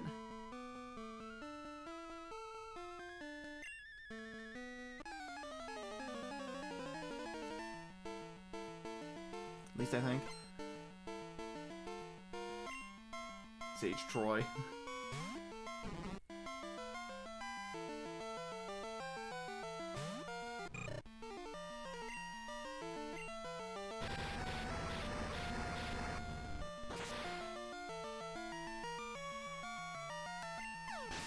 Dunskies. That would make sense. Yeah, because I don't know, because Bellsprout seems like a weird pull for, like, a religious choice. But, you know, that being, like, as like, a symbol of, like, what they, not even, like, what they, like, preach, but, like, what they study, maybe? It's, like, a philosophy instead of a religion. That could be a good way to look at it.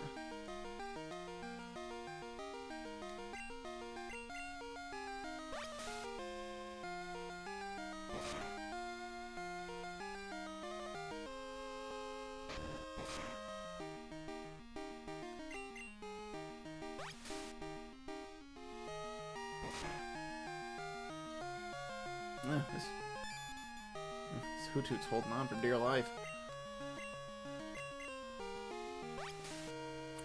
Do you ever think about how many Firebirds there are in Pokemon? You know, not really. Is there like 3 of them? Oh, hey, Joey. Could you imagine being in a place of worship like this and your cell phone goes off? Awkward. But when it comes to Firebirds, I can think of 3. There's Moltres, Ho-Oh, and the Fletchling line. There's 3. There's Yveltal. I don't know if you count Yveltal.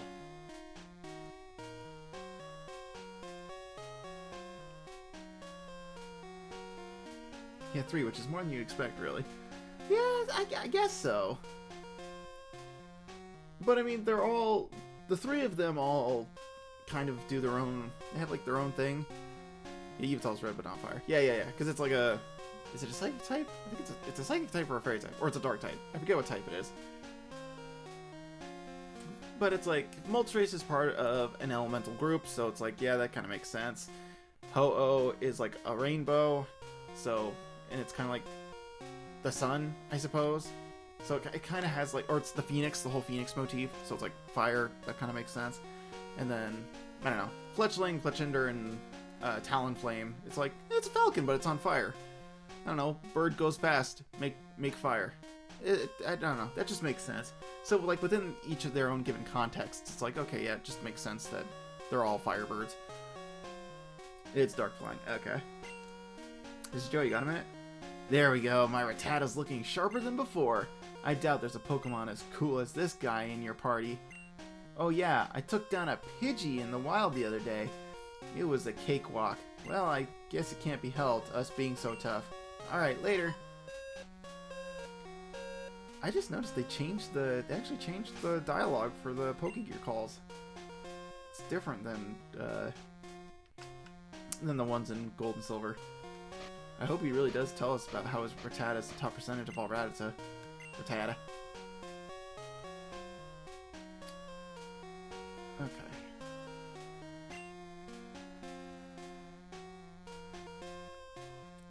Also, as a kid, being in the Sprout Tower, I thought that the pillar here in the middle was a Game Boy, because the black part looked like a Game Boy screen, and then the bottom part was where the buttons were. Yeah. Yeah, it was weird.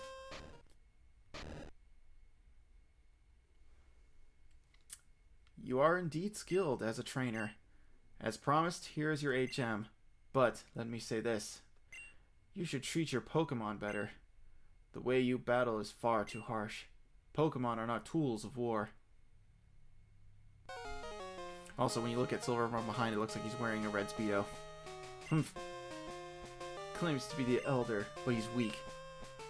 Stands to reason. I'd never lose to fools who babble about being nice to Pokemon. I only care about strong Pokemon that can win. I really couldn't care less about weak Pokemon. Winner using escape rope. Oh, bye!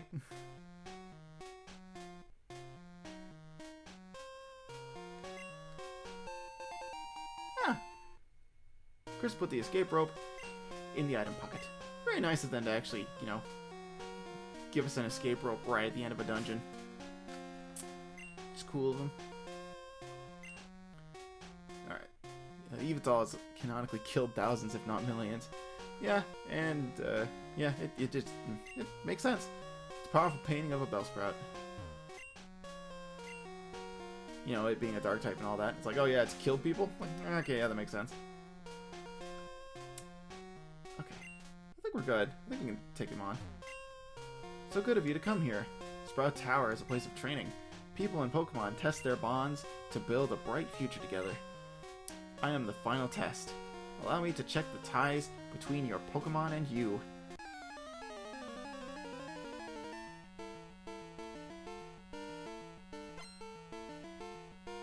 Sage Lee wants to battle.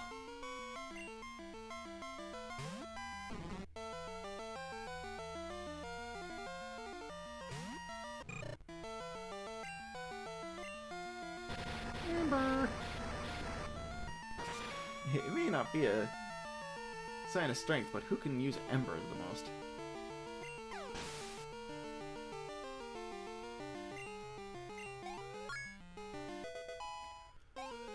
Nice. I think Cyndaquil's getting close to evolving, I think. Because I think Cyndaquil evolves at 14, if I remember right.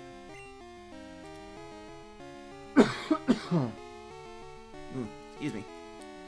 I need to get a drink of water. My throat's getting a little parched.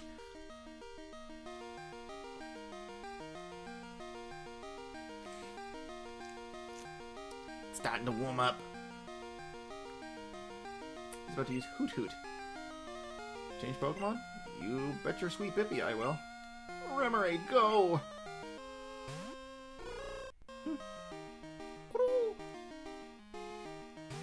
Yeah, the embodiment of death itself. Next generation, we got a Space Lion. Yeah, I got a Space Lion and a Space Bat.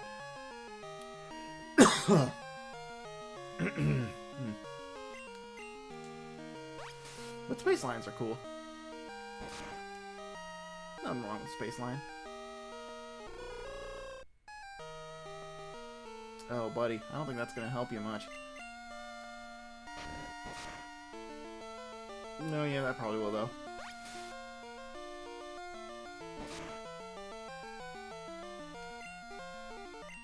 I do love a good Space Lion. Yeah.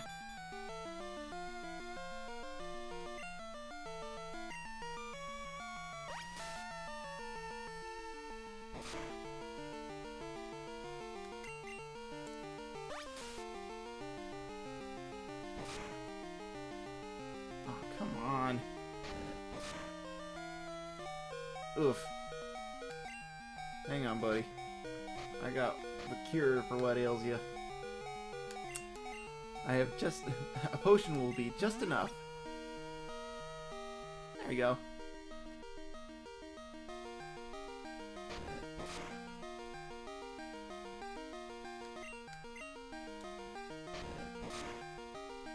Come on, buddy, hang in there.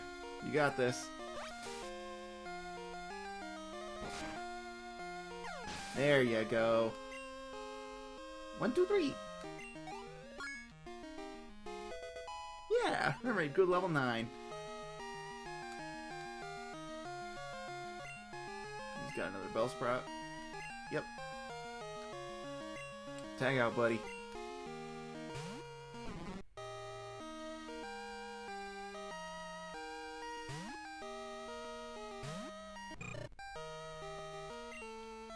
Ember! I mean, it's so weird that Hoot Hoot was like the heavy hitter. And that was level 10.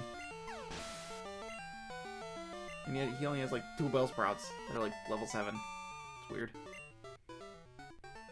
Ah, excellent. You and your Pokemon should have no problem using this move. Take this Flash HM.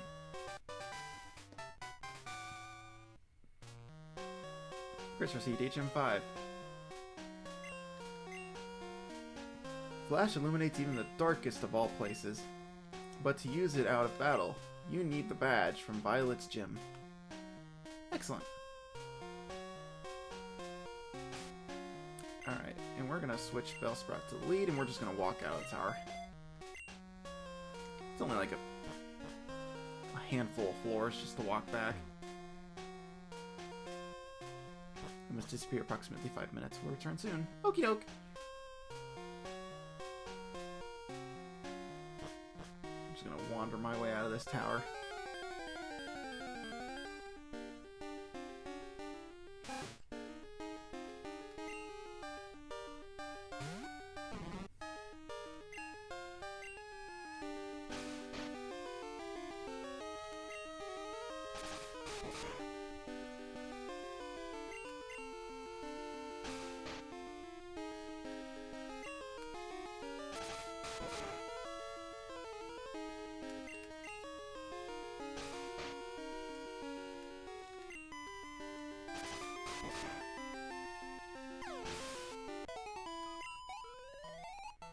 Woo!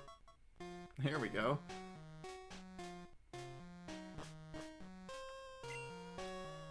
Only if you reach reach the top, will you obtain any gem? Sprout Tower was built long ago as a place for Pokemon training. Bellsprout, over 100 feet tall. People say that it became the center pillar here. See the pillar shaking? People are training upstairs.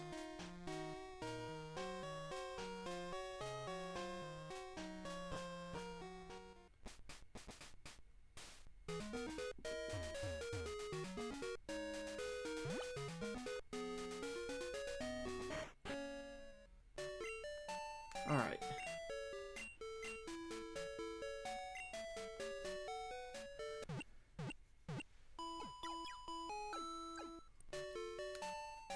Thank you for waiting. The Pokemon are fully healed. Hope to see you again. Alright. Well, I guess with that done...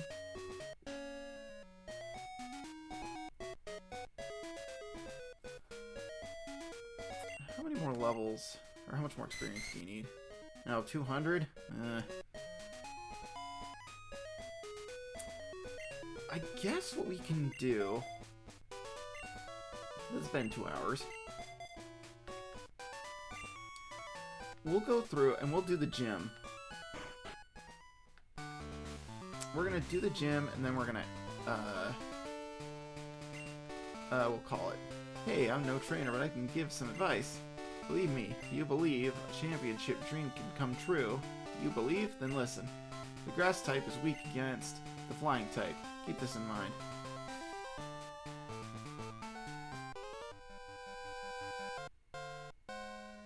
Let me see if you are good enough to face Falkner. We'll see.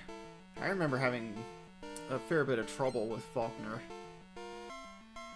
as a wee lad.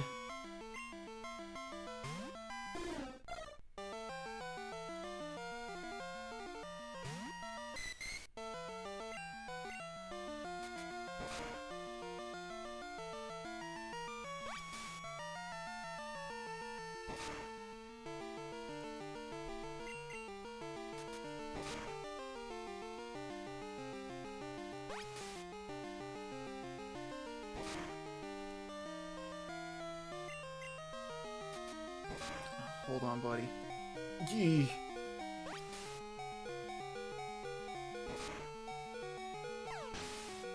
Whew.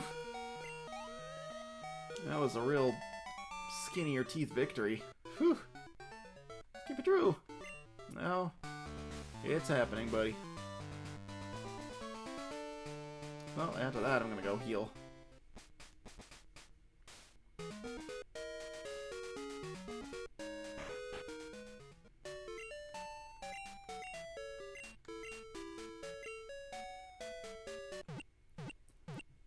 I return. Excellent. Welcome back. I stepped foot into the Violet Gym, nearly got my butt handed to me, and then walked immediately out.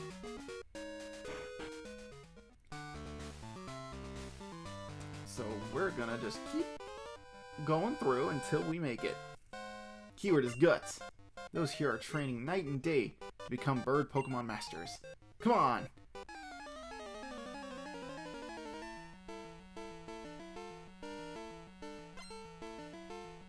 Birdkeeper Rod wants to battle. It's Pidgey.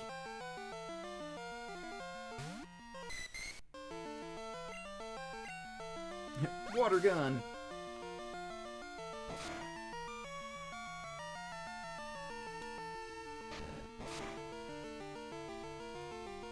Ugh.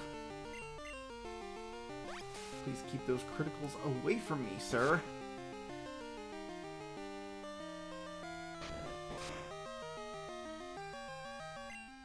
I said keep them away! Stop that! You knock it off right now! Oh, I'm so close! Yeah, let's switch out real quick. Let's get Cyndaquil in there.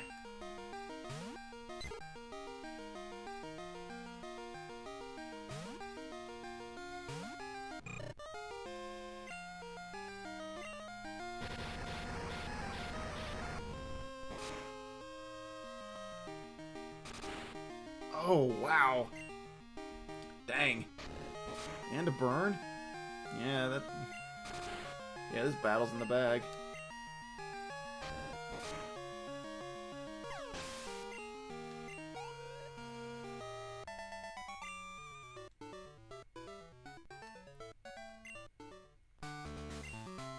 Faulkner's skills are for real. Don't get cocky just because you beat me. Yeah, we're gonna wait for we'll wait on that for just a second.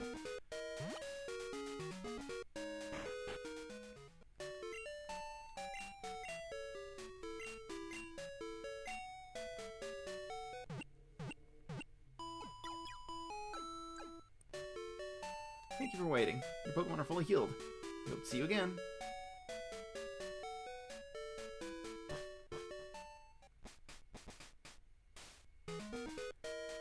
Okay. Real quick, we're just gonna duck into the Sprout Tower for a sec. I'm gonna level up Remoraid. I really need to start designing the Pokemon of my region. Yes!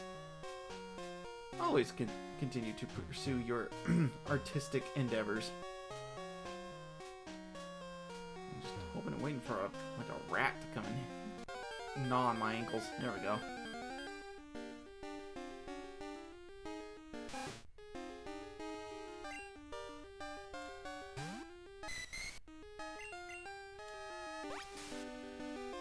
It's more of an autistic endeavor, but thank you.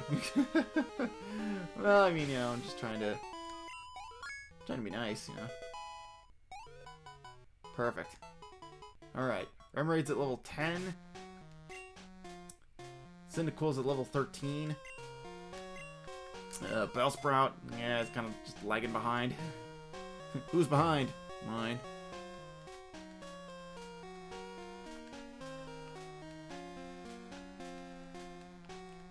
Oh, you know something that I haven't been using a lot? Or at least using this stream at all, is I haven't been using Poke-Earth a lot.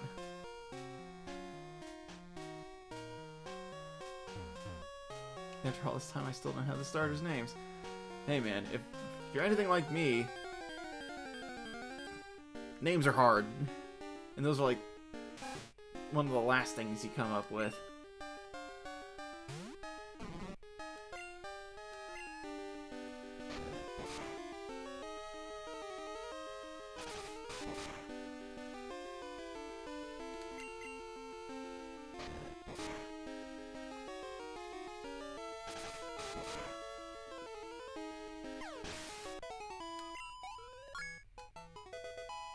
Excellent.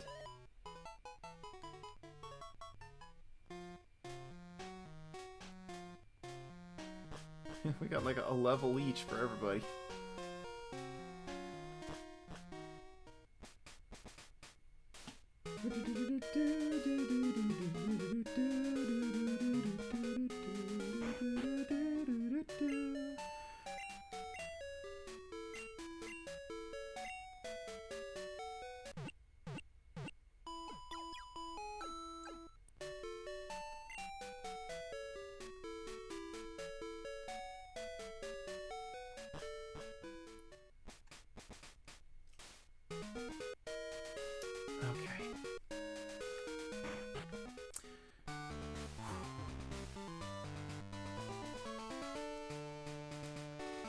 Real quick before I do anything though,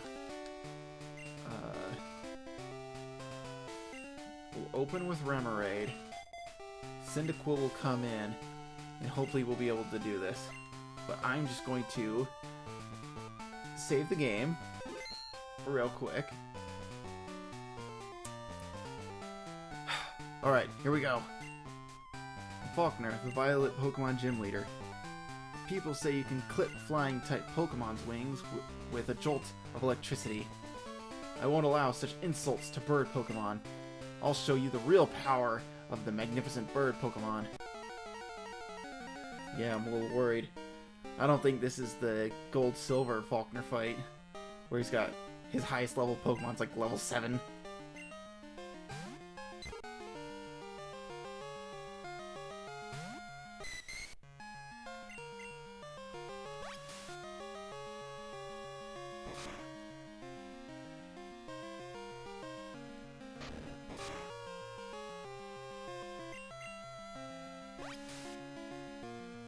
And then he pulls out a Zapdos. What? And then just dead. Okay, Pidgeotto. Alright.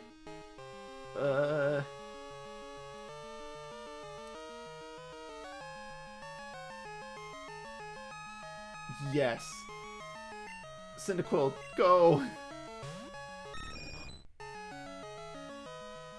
Oh no, he's level 9. That's right.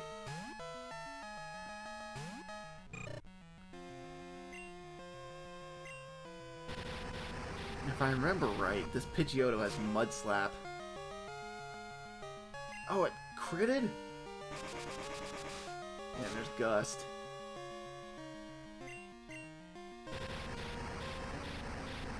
Oh my god, did I seriously just win this?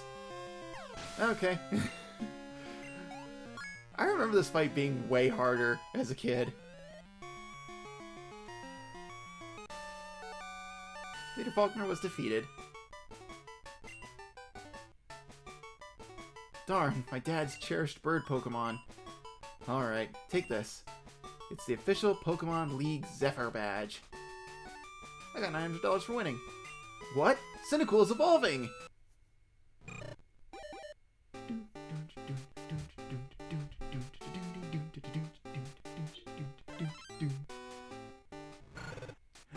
There he is!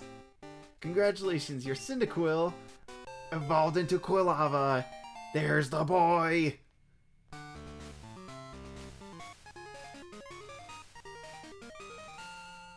Chris received Zephyr Badge. Zephyr Badge raises the attack power of Pokemon. It also enables Pokemon to use Flash, if they have it, anytime. Here, take this too. Chris received 31. TM31. By using a TM Pokemon, you'll instantly learn a new move. Think before you act. A TM can be used only once. TM31 contains Mud Slap. It reduces the enemy's accuracy while it causes damage. In other words, it is both defensive and offensive. Neat.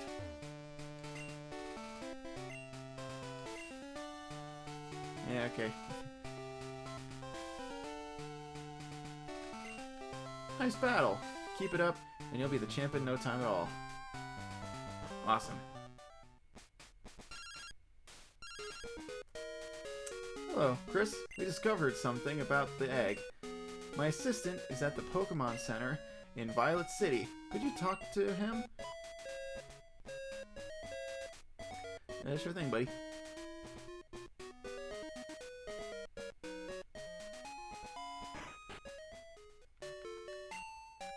Chris, long time no see. He said the thing. Professor Elm asked me to find you. He has another favor to ask. Would you take the Pokemon egg? Yeah. Chris received egg. I received egg. We discovered that a Pokemon will not hatch until it grows in the egg. It also has to be with other active Pokemon to hatch. Chris, you're the only person we can rely on. Please, call Professor Elm when that egg hatches.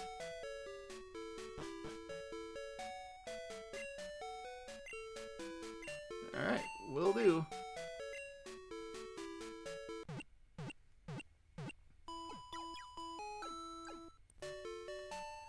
Thank you for waiting. Your Pokemon are fully healed. Hope to see you again. Alright, so I don't know if this works in this generation. But I remember if you put the egg in the lead, it reduces the time it takes to hatch it. I can't remember if that's a thing in this generation or not. It moves around sometimes. It must be close to hatching. Wow! They really reduced the time it takes for Togepi to hatch. I think it's still a Togepi. I hope it's still a Togepi. I like Togepi. It moves around the time sometimes. Yeah, it must be close to hatching.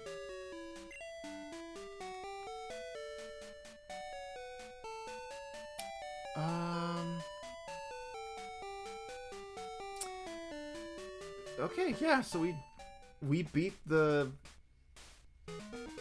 Violet City gym. And that opens the way up to the next area.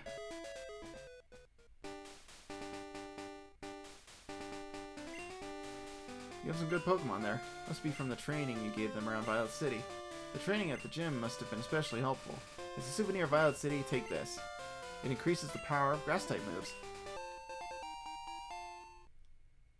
Cool! Receive the Miracle Seed. Your experiences in Violet City should be useful for your journey. And I know who would make great use for that.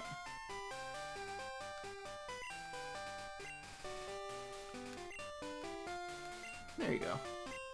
Gives it to Remoraid. Remoraid? What am I supposed to do with this? Okay, yeah. And we proceed onward.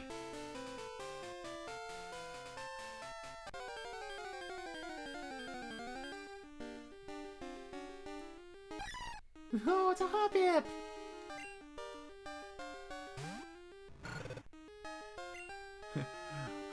Quilava! Destroy him!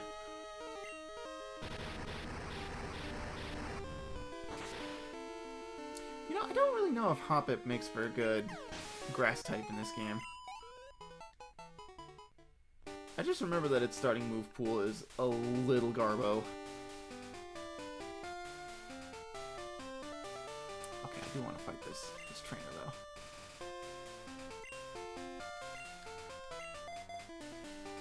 though. Okay, Remoraid, I choose you, go! I haven't seen you around before. So you think you're pretty tough? I'm not good. I'm the best.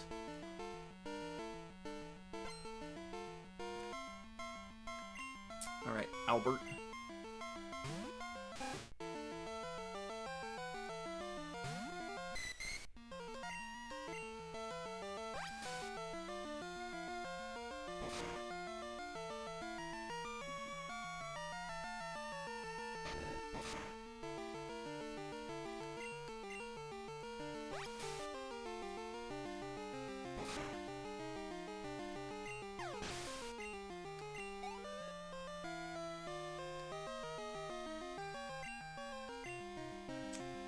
Zubat, huh?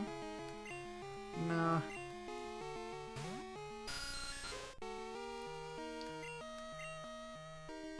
Man, you know what I would use for that? A Mareep with Thundershock.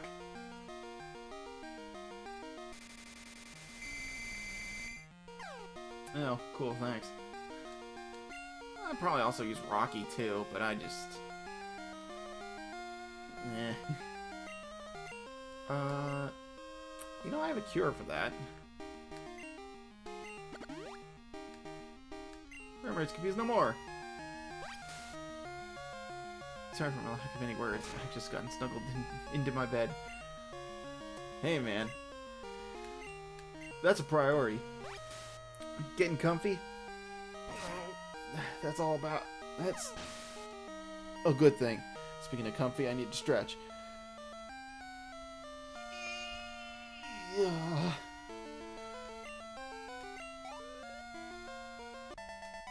Youngster Albert was defeated. You're strong. Oh, thank you very much. Alright, let's keep it rolling. Uh-huh, yeah, and you know.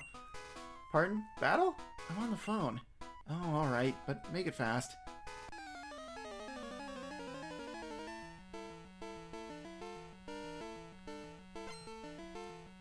Picnicker Liz wants to battle. Liz sent out Nidoran. No, I like Nidoran's look in Gen 2.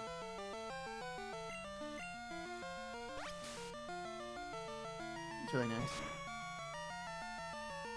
Notably not on the phone.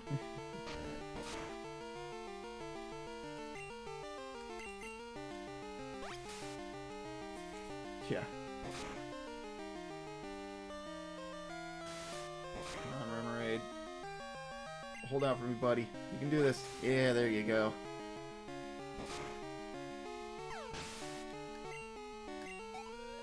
Nice! Remoraid learned Lock On. Oh, I've got to relieve my... Oh, I've got to relieve my anger. I was having a nice chat too. Oh, you're on a big journey to see the sights? Neat. Let's be friends. Can I have your phone number? I want to hear about everything you've seen. Sure. Yo, I just got a girl's number. What's up? I'll telephone you if I hear anything interesting. Yeah, only you were that easy in real life. Hey, you beat me in a Pokemon battle? Let's be friends.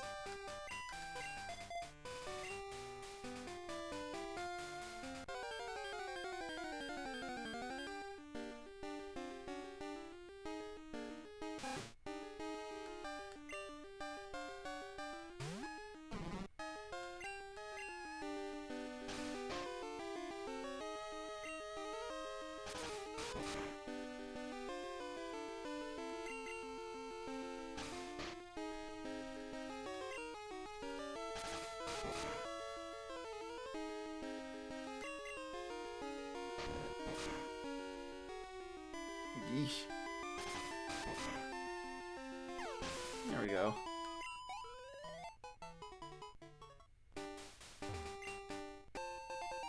Ooh! Found some repellent. Oh! Oh.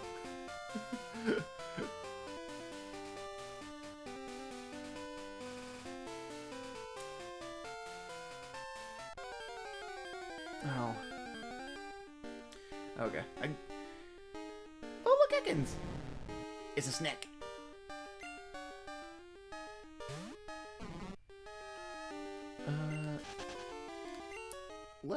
I want to get down to the Pokemon Center real quick.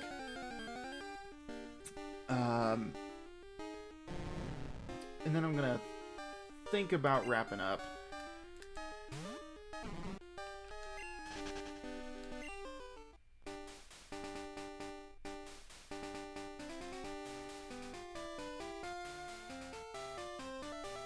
You know, I remember this guy moving in just a circle and not just wigging out like that. How would you like to have this tasty, nutritious Slowpoke tail? For you right now, it's 1,000,000 Pokédollars. Which if it's like yen, is that like $1,000 bucks? Or 10,000 bucks? Ugh, no thanks. You'll want this. No. You don't want it? Then scram, shoo! You're the one who asked me. Bitch.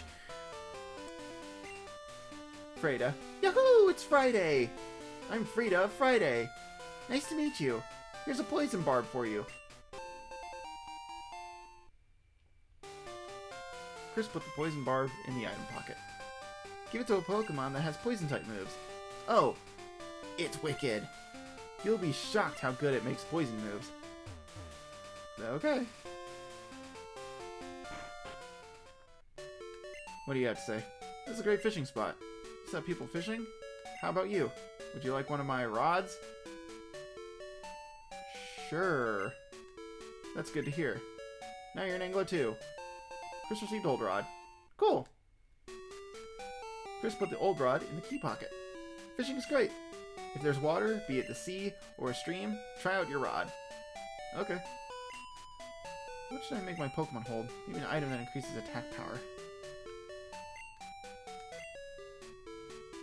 I wonder what Slowpoke tail tastes like. You know, I'm not entirely sure what it would taste like. I guess it would really start with what exactly Slowpoke is.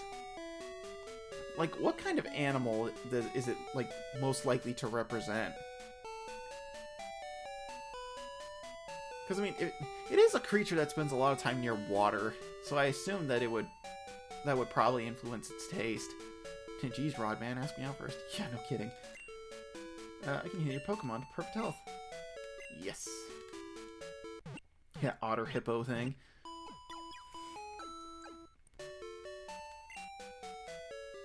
Yeah, what would it taste like?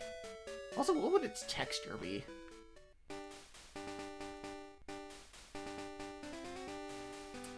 Okay. Real quick, I'm going to take. Come on, controller, please stay on my desk. Stay. Stay. All right. I'm going to take a quick bio break, and then I think what I'll do is we'll battle some of the trainers here in this route, and we'll call it quits before going into Union Cave. So we'll stop at the Pokemon Center and rest there. So I think that's what we'll do. So, gotta exit the game real quick. Just throw the BRB thing up. Okay. Alright. So I will be right back. Oh, I gotta exit the thing to do my... I couldn't do my thing. No, this is awkward. No.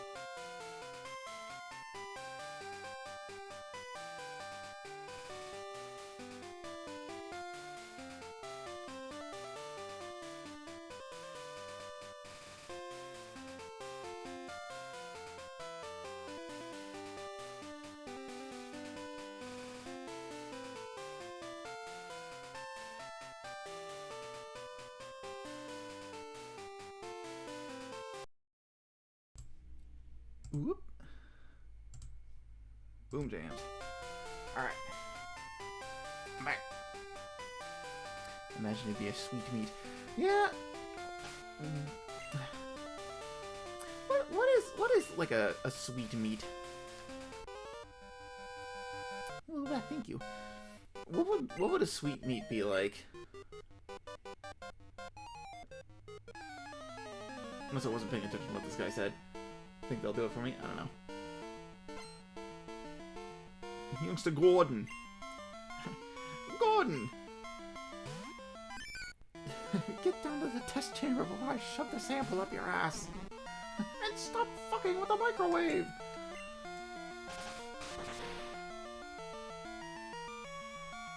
Oh, wow. Dang. That whooper held on.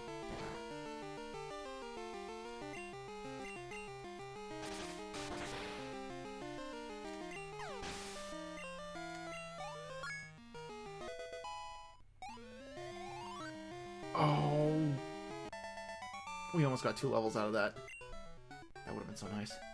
Darn. Thought I could win. You thought.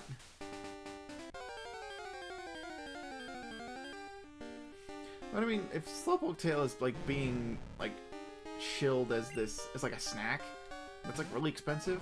I wonder if it's because I mean if it's being sold like by itself. I'm not gonna. No. Ooh, a great ball. Sure is great. Huh? Then it would probably be like a snack of some kind.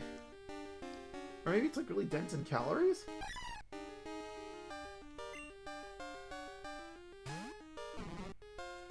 I don't know. Nothing happened.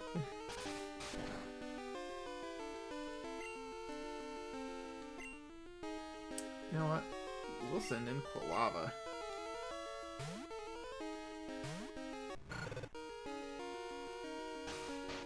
Yeah, because I'm pretty sure your moveset is just Splash, Tail Whip, and like Synthesis or something. I don't know, it's not impressive. And you don't get like Tackle until level 10.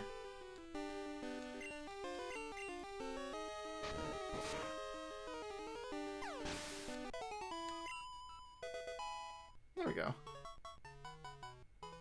Nice. Bellsprout leveled up. We'll do a quick heal. We'll go.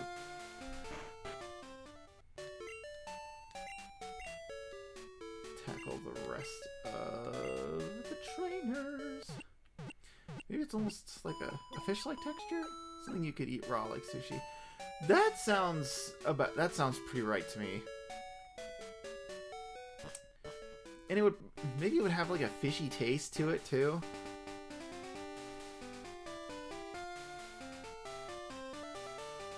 For some reason, I don't know why. My brain was like, maybe it's gritty like clams, and I'm like, why would it be gritty?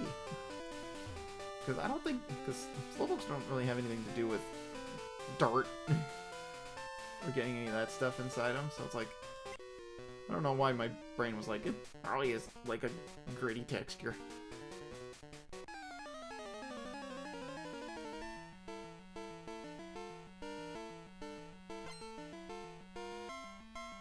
Fisher Henry. What do you got, Henry? Poliwag!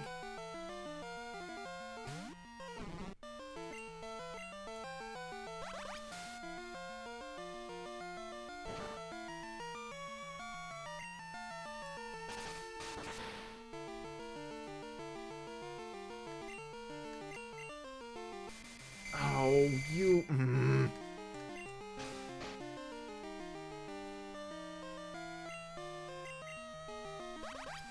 Now it's starting to come back to me.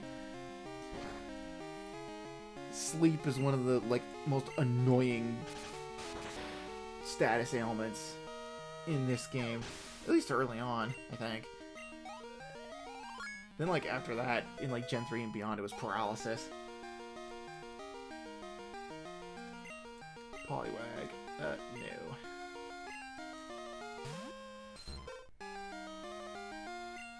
Also, really glad the fishermen have like branched out from Magikarp and Tentacools. It's like nice to see some Poliwags and other Pokemon in there. It's like mix it up, mix it up.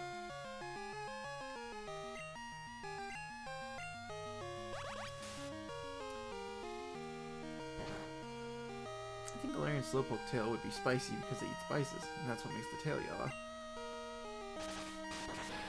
Is that right? Man, I must be missing out on a lot of lore.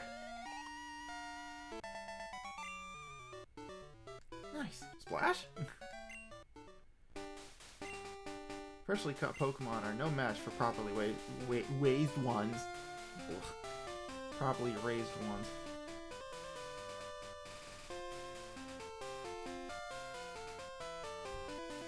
And, I'm going to be taking my time with this one. With these battles. Also...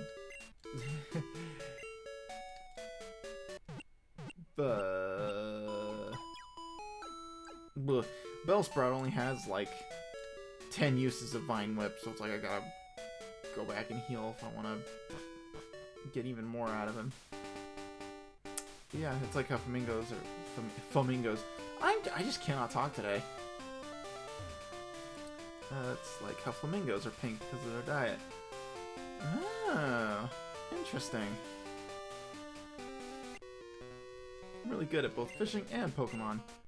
I'm not about to lose to any kid. Yeah, we shall see about that. We shall see. Fisher Ralph.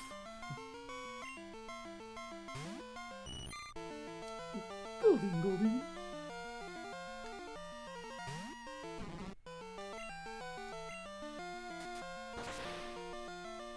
Oof.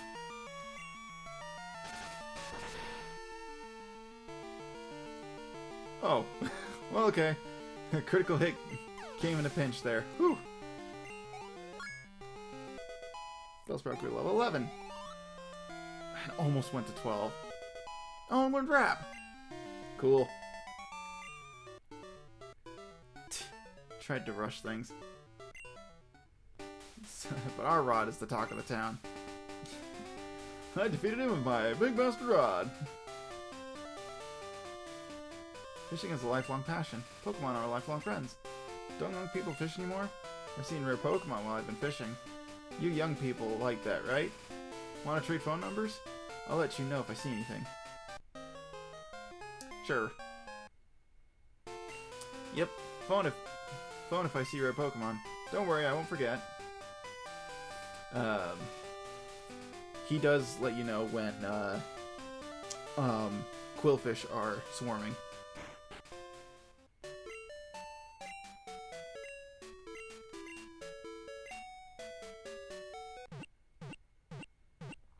Hey, I saw a Magikarp. I think he does actually do that for one of his phone calls. He's like, "Hey, I saw a I beat a Magikarp the other day." It's like, wow, very impressive. Way to go, buddy. Bravo.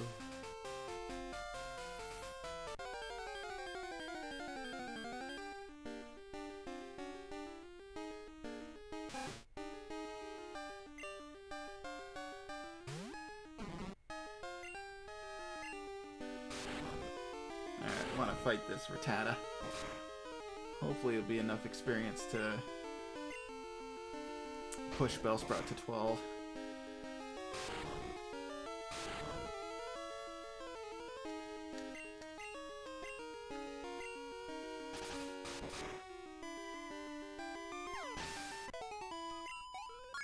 Nice!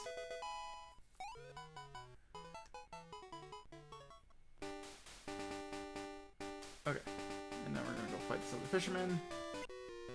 Whoa! Made me lose that fish!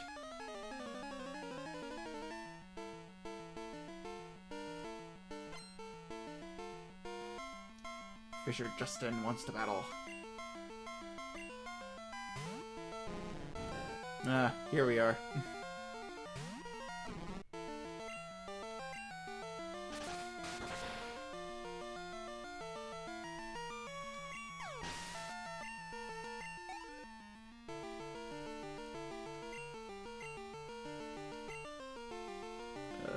switch to Remoraid, why not? Oh, wait. Oh no. Uh-oh. I take it back, I take it back. Uh-oh.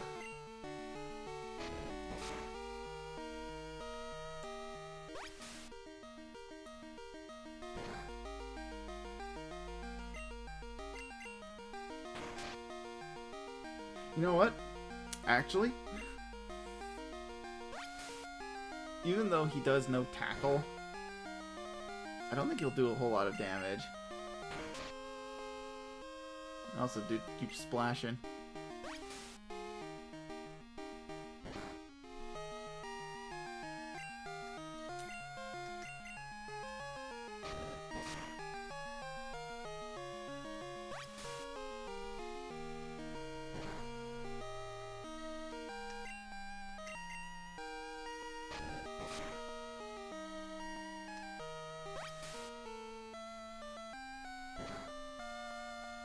There we go. It just bloop. That was kind of a piddly amount, I must say. You know what? No. We'll ride the rest of this out, because I think he only has the one Magikarp that's level 15.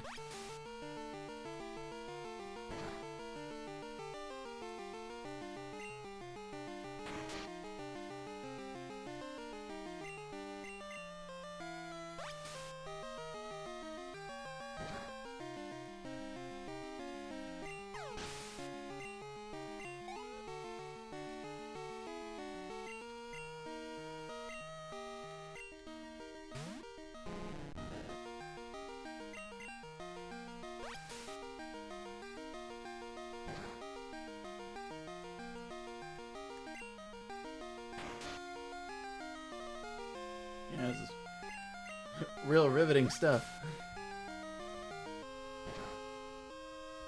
There we go.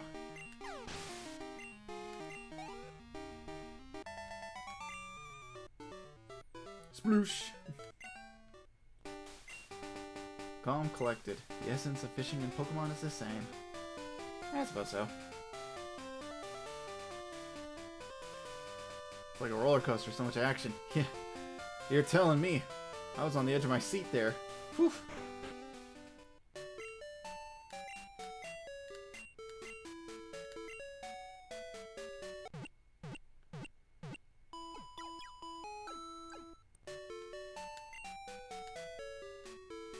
Alright, we got one trainer left. And I think it was a youngster or a picnicker. Pretty sure it was a youngster. It's up here in the grass that I managed to dodge. And Bellsprout's at level 12, so we'll let Remoraid take the lead on this one.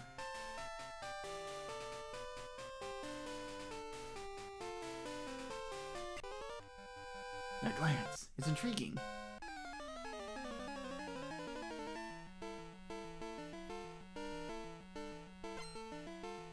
Oh, it's a camper. Okay. Oh yeah, because it's... Campers are the boys, and picnickers are the females. Yeah. Campers are boys, picnickers are females. Girls. Fuck me. It's like, ugh, treat it so scientifically. Ugh, gross. Ugh, Hornet... Okay. Thought Horn Attack was going to do a bit more than that.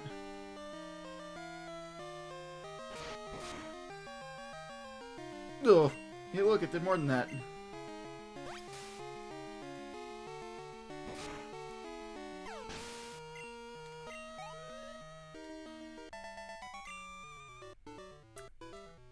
This is disappointing.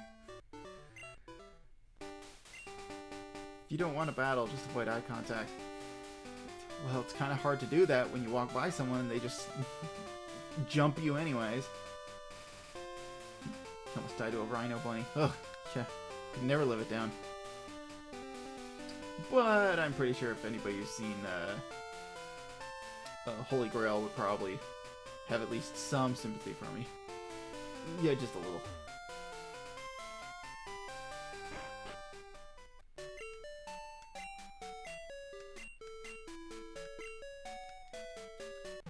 Whoop, whoop. Thank you for waiting. Pokemon are fully healed. Hope to see you again. Goodbye. Alright. Yeah, one guy left. No, it's this bird. It's a bird keeper, I think. That badge, it's from Violet City. You beat Faulkner? I could have beat that rabbit with my unholy fists. Yeah. The holy hand grenade came from that movie, right? Yeah, no grenade needed. Yeah. It did come from Monty Python. Man, I remember back in high school, people would reference that film just non-stop. Like a bunch of people like rediscovered it all at once. And yeah, you couldn't walk 3 feet without people making a reference to it.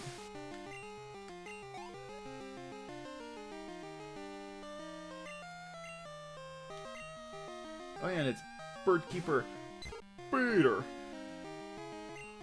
I'm gonna send out my Pidgey.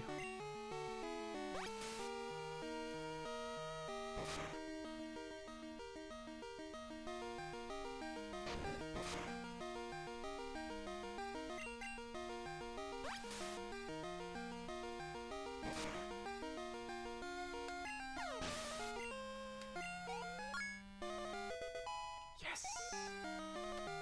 And we got Remoraid up to 12.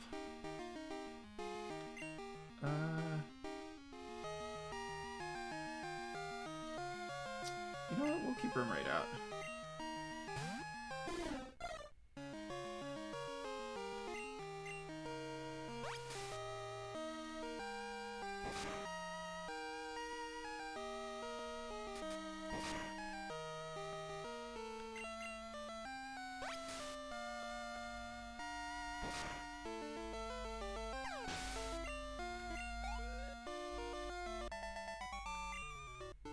Cool. I know what my weaknesses are. Oh. Yo, Chris, how's it going? This is Joey. Got a minute? Let's get together and battle. Promise things will be different. Route 30 is where I'll be. Give me a shot when you come. Alright, later. Well, Joey, that's going to wait. Because we're going to end stream here. Probably battle him off stream, probably. So, safety save right here. There's already a save file. Is it okay to overwrite? Yes.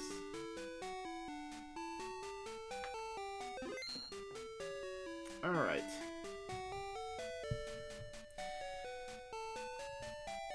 Wow, 3 hours on the dot. That's good enough. I say that's pretty good. And for just a bonus stream? Yeah, I was originally planning on going just for like an hour and a half, but yeah, I went a bit farther than I thought, but yeah, it's alright. So,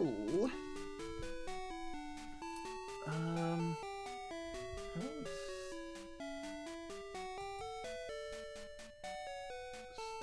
start off by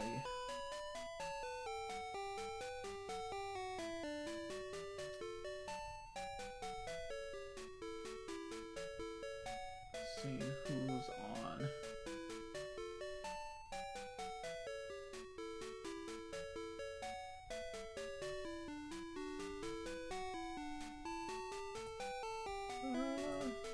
Slushy Ghost is on.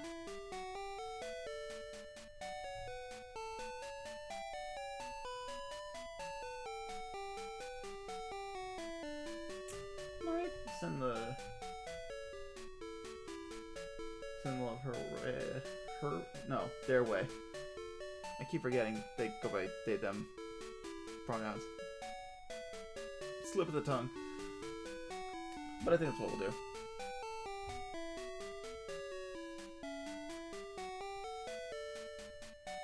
So, anyways, it's been a wonderful time. I'm glad. I'm really, really happy to bring Pokemon back. And,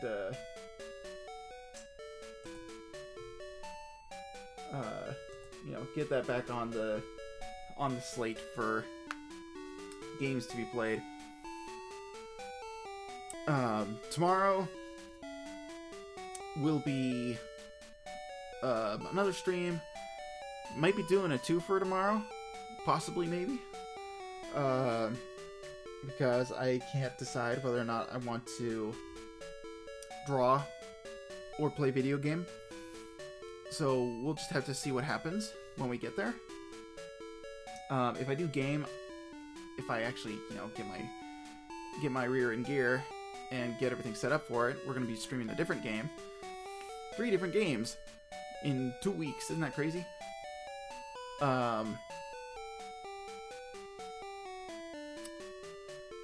So if I can get it set up, we'll be doing gaming stuff. If not, we'll be drawing. I've got a lot of stuff to talk about when it comes to like personal projects and stuff when we do the draw.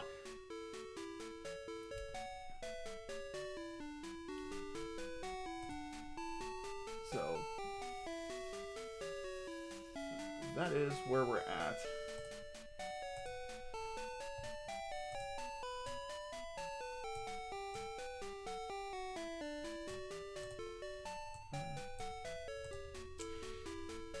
So, let me get the raid set up.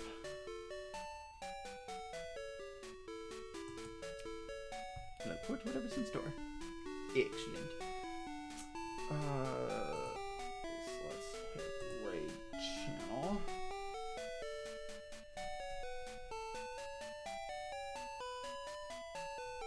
Alright. Yeah, so she goes, they're streaming Trombone Champ. At least right now. So, anywhoozin. Yeah. So stream tomorrow. It'll be at the same time as always. It'll be 2 p.m.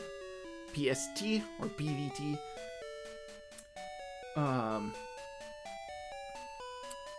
What it'll be, who knows? So, for my birthday on Sunday, I might do a little something special that day for stream, depending on what happens on Saturday. I'm kind of playing it by ear, because I'm also doing something a little special to celebrate the year of my birth, or the day of my birth. So we'll have to see what happens. But I do want to at least do a stream on my birthday. So look forward to that. Alright, we're just gonna hit the start raid button. So, saying so a lot.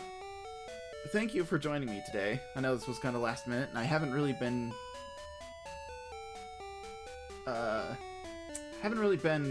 staying on top of my stream notifications, but